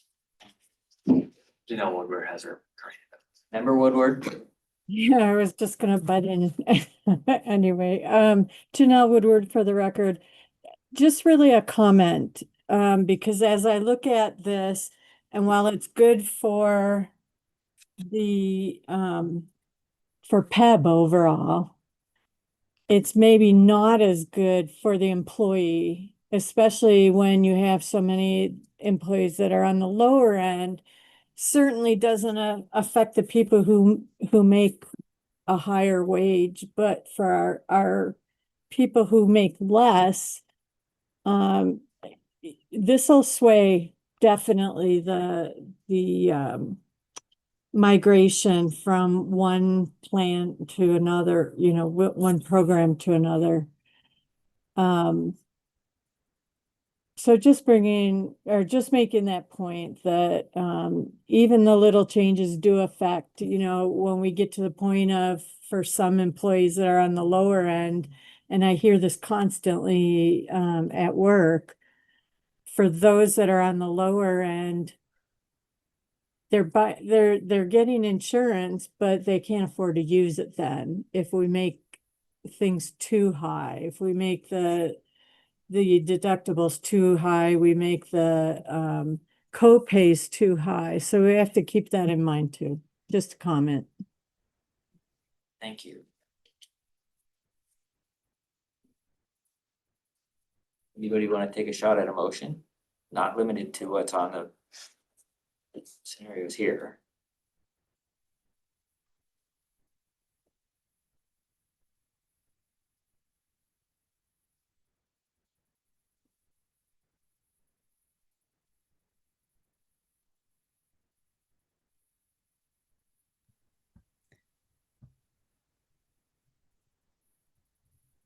So I'm gonna make a couple of questions or maybe comments. What if you were to leave the out-of-pocket maximum the same across all three plans? So it doesn't matter which plan you pick, you have the same maximum exposure. The deductible and the LDP, or the CDHP and the LDPPO and the EPO would then be differentiated by your upfront exposure. So you're gonna have more if you have the CDHP, you have the deductible, you have to meet. If you have the LDPPO, you have, and the EPO, you have co-pays. And I think that looking at this, you've got a deductible in the EPO, but not one in the PPO. So I don't think it makes sense for one to have it and the other not to have it. So I think you make it so that there's a deductible for all three plans. Richard Ward for the record. If the max out of pocket is the same for all three plans, then I would expect your highest utilizers, unless they have non-preferred brand drugs that they're on, to be in the CDH plan. Because if I'm gonna max out my out of pocket, I'm gonna choose the plan with the lowest premium. So They already have the lowest out-of-pocket maximum. If you look at the current, they already have the lowest out-of-pocket maximum. Sure. And we're not seeing that. We're seeing a move because primarily what you're seeing is the people who are, and you're seeing it in the drug spend on, if you compare the CDHP to the PPO, it's a lot of the people who are the drug users, no, wrong terminology, the prescription drug utilizers are moving there because they get a copay to pay for their drugs instead of having to pay for that upfront cost out of pocket. I'm not saying it's not without merit at all. And so I think it makes quite a bit of sense to have some uniformity in the exposure across the plans, and then that's a small number of people that I'm referring to. And so the vast majority of people are gonna, depending on the cost share, they'll hit that max out of pocket at different levels. And so that experience or their exposure or the benefits that they have below that max out of pocket is going to be what most people are, the vast majority of people are gonna consider. Because at some point, we have to address that the EPO and the PPO plan are bleeding money. The CDHP plan is subsidizing the other two plans. And it's not subsidizing them enough anymore because. That's correct. Because if you look at, and I appreciate the chart that Dr. Irvin put in his public comment, since the introduction of the PPO plan in 2022, the reserves have tanked. This went from an actuarial sound plan to one that, in my opinion, is 1 or 2 years away from not having enough money to pay all of its claims at the rate we're going. Unfortunately, I agree with that. And so something is gonna happen. Either rates are going to go up dramatically for the employees, or we've got to do something with the benefit structure, one of the two, or some combination of the two. And so I don't think we can do nothing anymore. We're beyond the point where we can do nothing. One of these decisions needs to be made today, because we need to start proposing something to go into January, when we're gonna start getting some of the information. So I'll accept a motion for something, but we've got to do something. This is Laura Rich. I will move to, or I will propose scenario 1. A motion for scenario 1. Can I get a second? Jennifer McClendon, I'll second that. We have a motion and a second. Do we have any further discussion on the motion?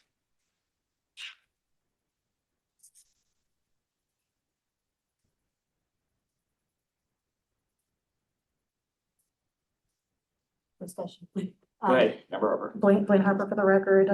I'm in favor of the deductible changes. I'm hesitant about the out-of-pocket max changes.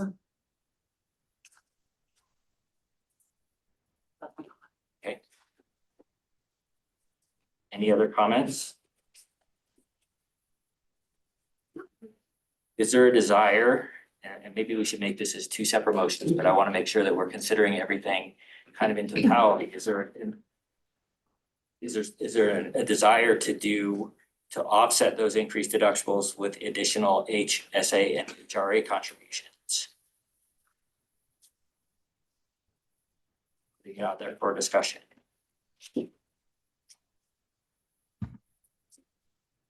Quick question, Janelle Woodward for the record.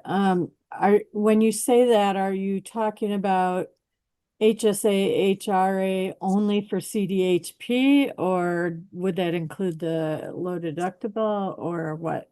No, it'd only be for the CDHP, recognizing that they are having the biggest increase in their out-of-pocket costs.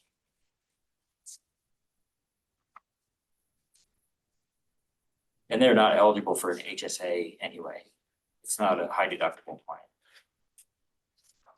Laura Rich for the record, doesn't that change the actuarial value once you seed it with HSA funds? That is correct. It does. Yeah.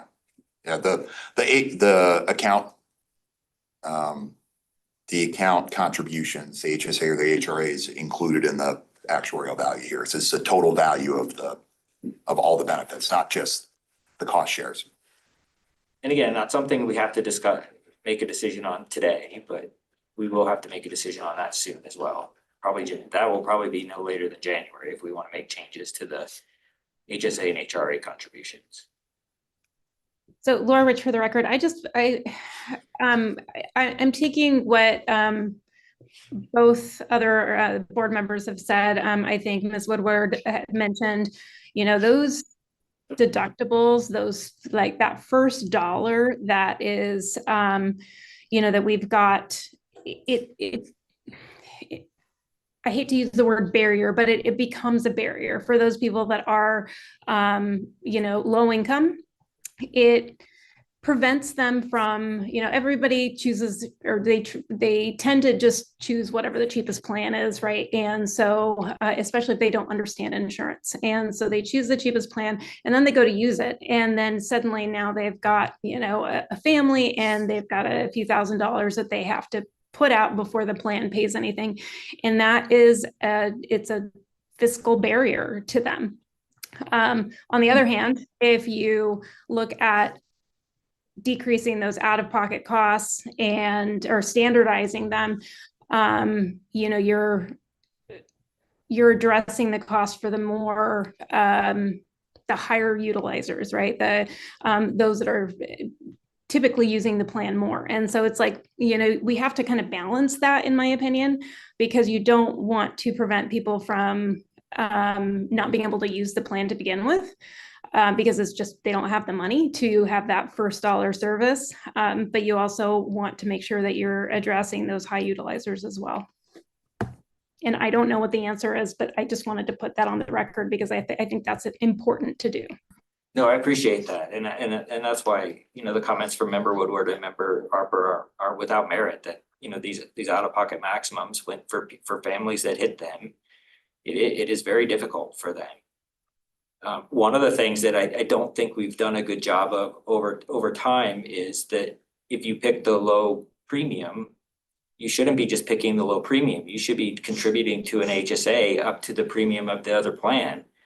And you can do that so you're basically paying the same premium, but you're setting aside your money. And I don't think we've done a good job of educating how the HSA works for our employees. Because you basically get it at a 20 to 25% discount. So you put in $100, it only costs you $75 out of your paycheck because it's pre-tax. So we don't do a good job of educating the people on using the HSA either.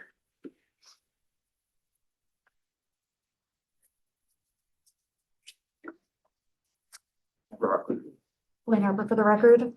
I'd like to consider a modification of scenario one. Because, you know, with that tendency to migrate from the CDHP to the LDPPO, moving the out-of-pocket max for the individual level higher than the LDPPO, I think will stand out to our participants.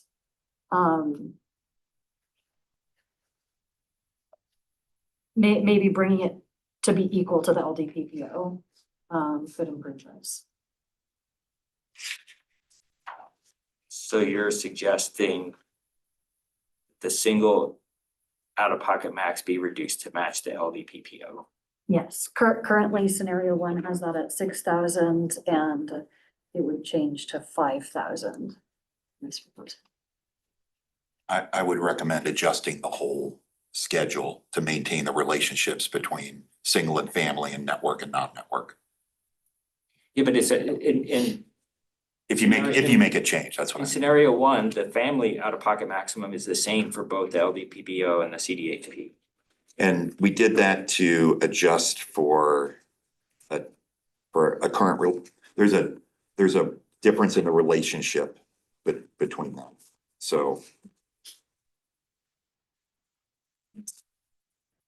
I would say if you're gonna make that change, for the CDH plan,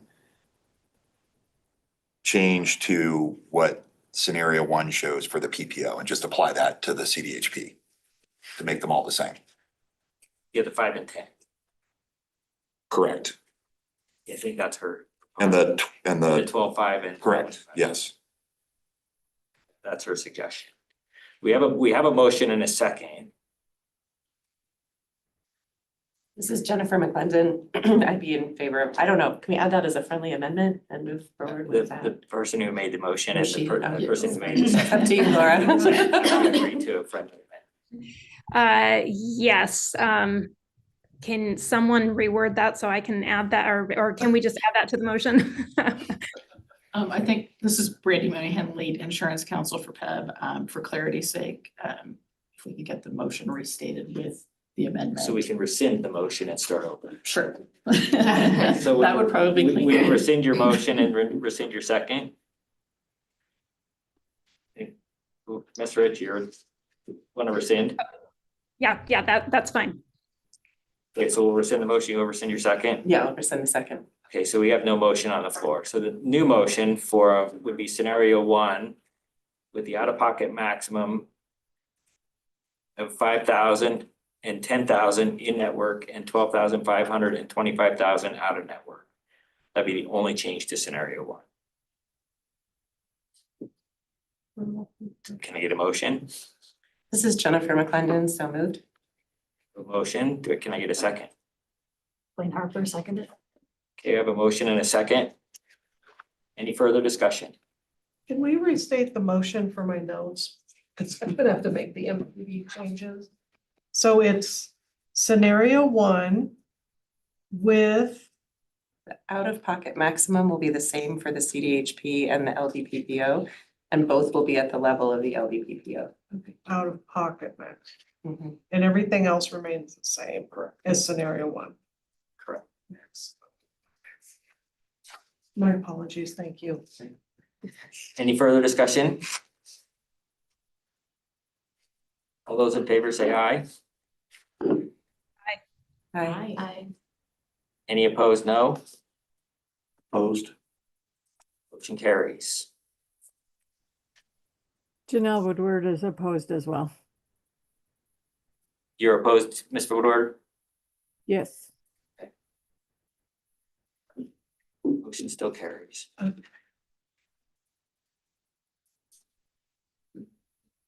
moving on to the LTD, last one. Yep, let's move to LTD. Okay. At the last board meeting, there was a request from the board to review reinstating the PEB provided long-term disability benefit at the prior level. And so some outreach was performed with current contractors to determine an estimated cost for that. And on page 23, we have a summary of some of the highlights or the main provisions of that benefit, eligibility, qualification, the elimination period, the actual benefit, and so on. And the estimated premium, the premium is 24 cents per $100 of covered payroll, and that equates to $5.5 to $6 million annually, depending on the actual payroll level and the number of employees at the time that this goes into effect. And that would be confirmed or refined after drafting. We anticipate drafting and issuing an RFP to explore the best options in the market. This is just based off of initial research, but I wouldn't expect the ultimate cost to be substantially different from what we see here.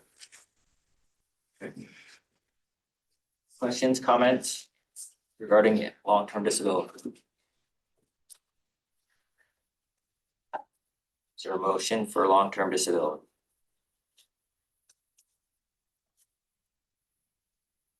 Hearing none, will not be adding or restoring the long-term disability leave. That concludes agenda item number 13.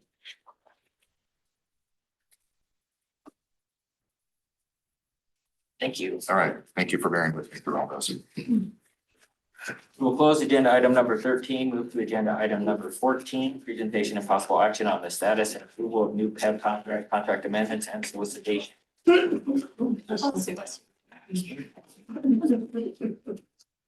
Thank you, Chair. Randy Mooneyham, Lead Insurance Counsel for PEB. This is the contract status report. There is not a lot to report regarding the overview. I did want to make one verbal amendment. The contract with HSA Bank to manage the HSA and HRA accounts shows an expiration date of June 30th, 2028. When this report was prepared, that was anticipated, but that amendment would be approved by the Board of Examiners by now. However, based on some further information that we received from the vendor, we need to amend that request. And so that will be on the next Board of Examiners agenda. So right now the expiration date is June 30th, 2026, but I do anticipate it'll be approved in January and we'll report back on that at the next board meeting. So the board is aware of the status of that. Okay. There are no new contracts and there are no current solicitations. There are some updates in the report. For the board's consideration, there is a contract, a proposed contract amendment with Carum Health for their centers of excellence. Currently, they provide several types of surgery for PEB members: joint surgery, spinal surgery, cardiac treatment, bariatric treatment, outpatient, musculoskeletal, and oncology. The proposed amendment would add to that gastroenterological, ear, nose, and throat, general surgery, pain management, and urological treatment. So that would expand PEB members' access to those treatments at the centers of excellence. And then second, the current contract does not include an assessment-only fee. All of these surgeries require a clinical assessment by a provider before they can go forth and receive surgery. At those assessments, sometimes the provider recommends not proceeding, or the patient decides they don't want to proceed. This is to add to the payment schedule so that Carum would receive payment for the work performed in the assessment. And that's it. The ones that did not proceed to surgery. So based on that, the staff recommends approving such an amendment to the QRM contract. And I'll take any questions. Questions, comments? Just a quick one. Kate Duncan for the record. So currently, if the provider doesn't recommend proceeding to surgery, nobody pays anything, the member doesn't pay a copay, the providers don't get reimbursed. Right. Just not, oh, okay. And that was an oversight on when the contract was originally entered into, when it came to light. When Got it. it was billed for the first one, said we didn't have that in our contract, so. Other questions? I have a question, I have a comment, not necessarily related to the approval. It says staff is currently seeking an extension with Diversified Dental. That contract's already 5 years. How long of an extension are we looking? 1 year. So we go So it out would to take bid. us to the June 30th of 2027.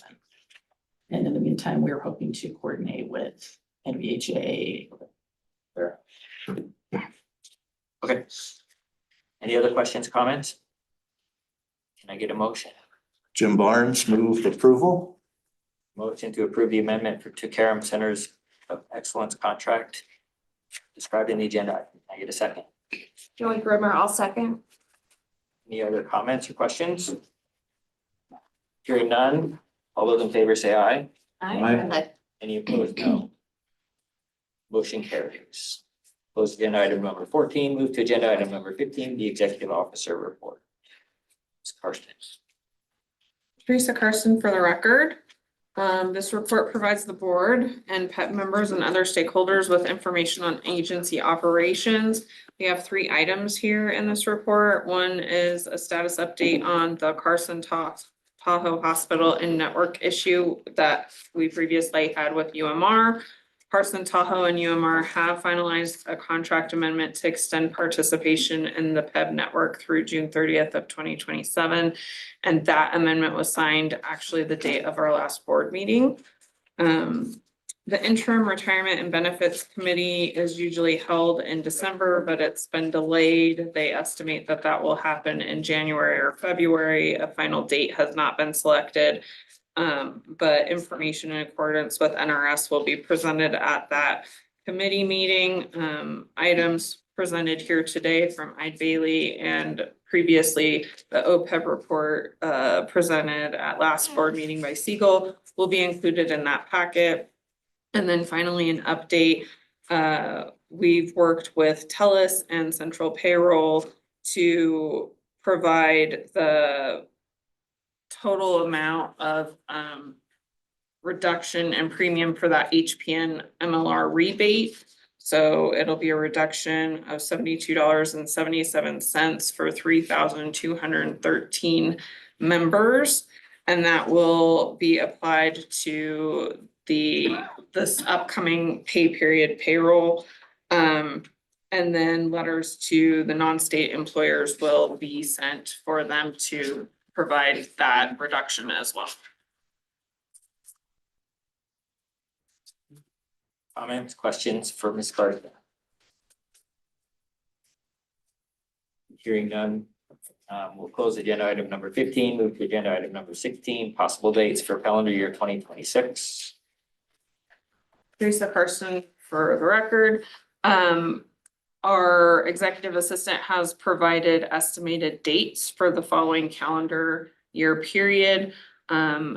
We have taken major topics that occur typically during these months and provided them as agenda items to be heard during throughout the year. And so PEB staff are seeking either approval of these dates or revisions so that the calendar can be finalized for calendar year 26. So are there days of the week or weeks of the month that do not work well for members of the board?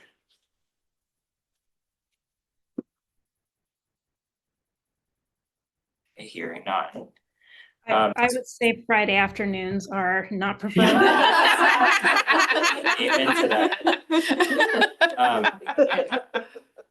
Okay, good on for the record, I would say no Mondays as well. Yeah. In the same line.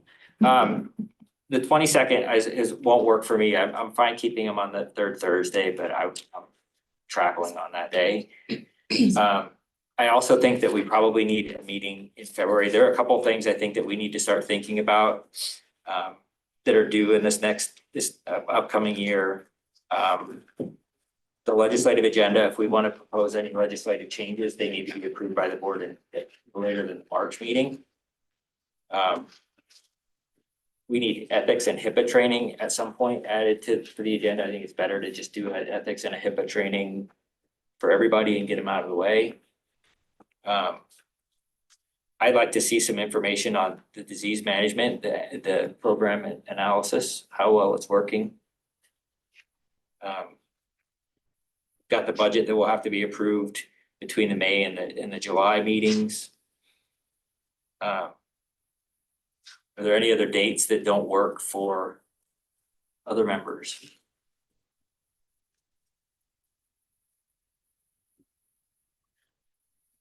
So if we move to January 1 to the 21st or the 20th, Tuesday or Wednesday?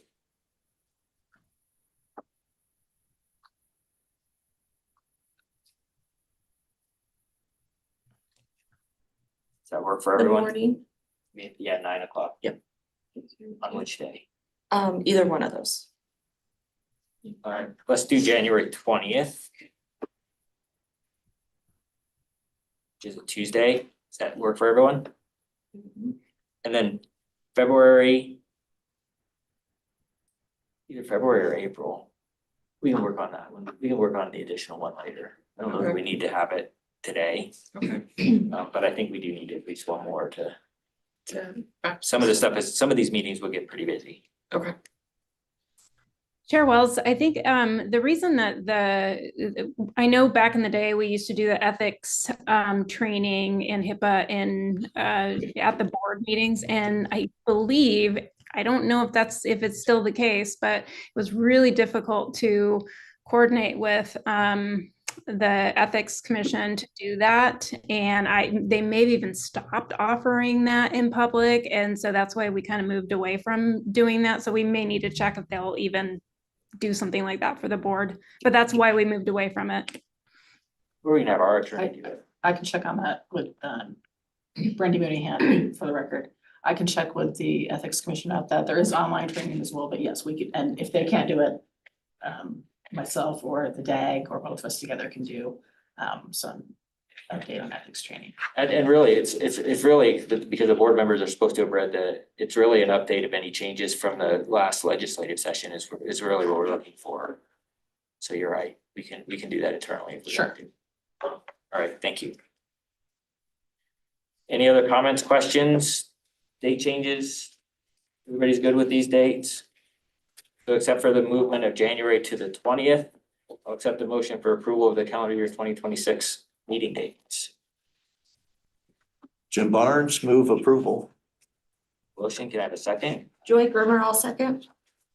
Motion and a second. Any additional comments, questions? Hearing none. All those in favor say aye. Aye. Any opposed, nay? Motion carries.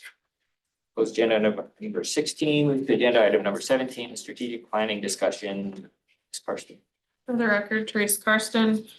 The board and Chair Wells received a memo from the Nevada Health Authority Director Stacy Weeks addressing the 3-year department strategic plan goals. The memo is found on page 2 of this document and was provided in the board packet. Chair Wells has previously suggested that the January board meeting be utilized to update the PEB strategic plan. The current strategic plan is outdated and I recommend revisions. I think in some discussions that I've had with Director Weeks, she wants to make sure that we start strategic planning design that's in alignment with the goals of the health authority. Otherwise, she's afraid we'll have to go back and revise it. I don't see that that's probably going to be much of an issue. But at the time of the development of this document, she had hoped to be here today to have this discussion with you. Unfortunately, she had some other business related to healthcare quality and compliance. So I'm happy to take any questions or concerns or communication you guys have back to her. If you have questions related to the goals and objectives she outlined in her memo. That's what I have today. Questions, comments on the strategic plan? So given this memo, I actually would like to probably move the strategic planning back. Probably after we set rates, so that kind of get it back on the right cycle of you set the strategic plan guides your program discussions in the fall, and they guide your rates in the spring. So I'm thinking that this is probably a June, July type thing as opposed to a January one.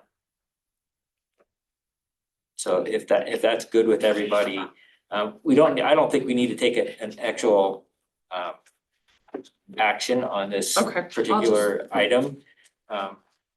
The goals and kind of objectives that are outlined in this are preliminary. I think from the MBHA, they're supposed to finalize early next year, and then hopefully with the finalization of the health authorities strategic plan, then we can kind of align ours. We may make adds or subtracts or changes to what's in here at that time. Okay. All right. Okay, so I don't think that we need to do any action with that. We'll close agenda item number 17, agenda item number 18, Q4 vendor reports. Are there any comments, questions, concerns on any of the vendor reports?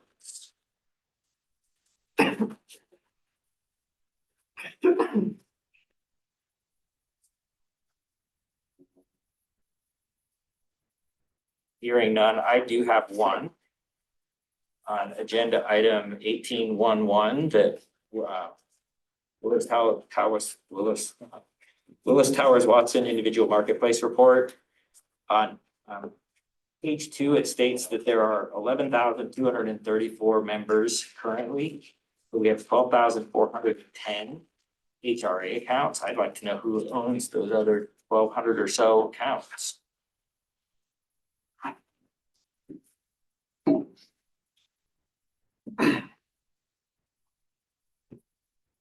This is Chris Garcia for the record, Willis Towers Watson. So with your population, there are TRICARE members that are participants that are TRICARE eligible. So they're not going to show as enrolled in a plan through us, but they will have an HRA. So we have 1,200 members that are TRICARE. Potentially, we can dive into that and look into that. So Look and see, yeah, kind of reconcile the sure. membership to the HRA account. Absolutely. Thank you. You're welcome. Any other questions? Hearing none, we'll close agenda item number 18, open agenda item number 19, public comment, second period for public comment. Anyone, public comment here in Carson City? Any public comment online? Very well, let's move to one online. I'll give the slide at one moment, please.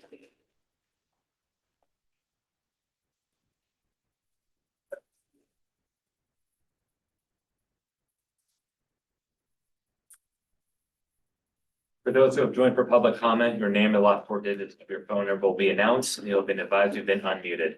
Please slowly state and spell your name for the record and then proceed with your comments. For those who are on the phone, please press *6 to unmute. Caller with the last 4 digits, 8853. Please slowly state and spell your name for the record if you wish to make public comment.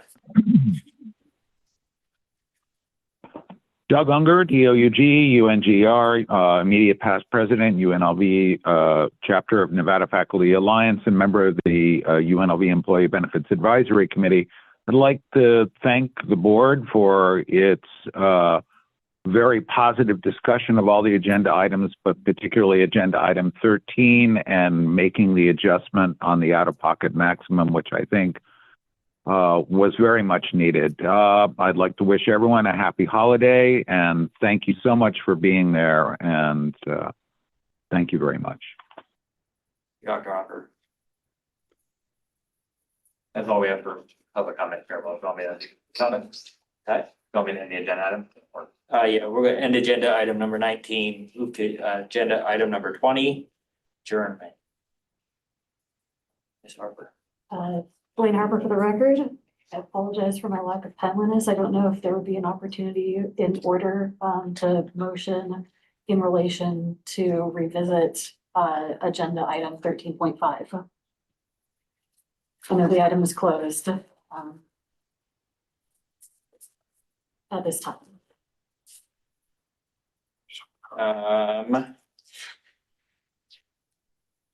Probably not.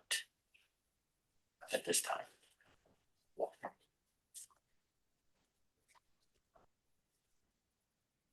Any other public comment? Take a motion for adjournment. Blaine Harper, motion to adjourn. Motion, do I get a second? Joy Grimmer, I'll second. All in favor, say aye. Bye. Thank you all very much. Have a Merry Christmas.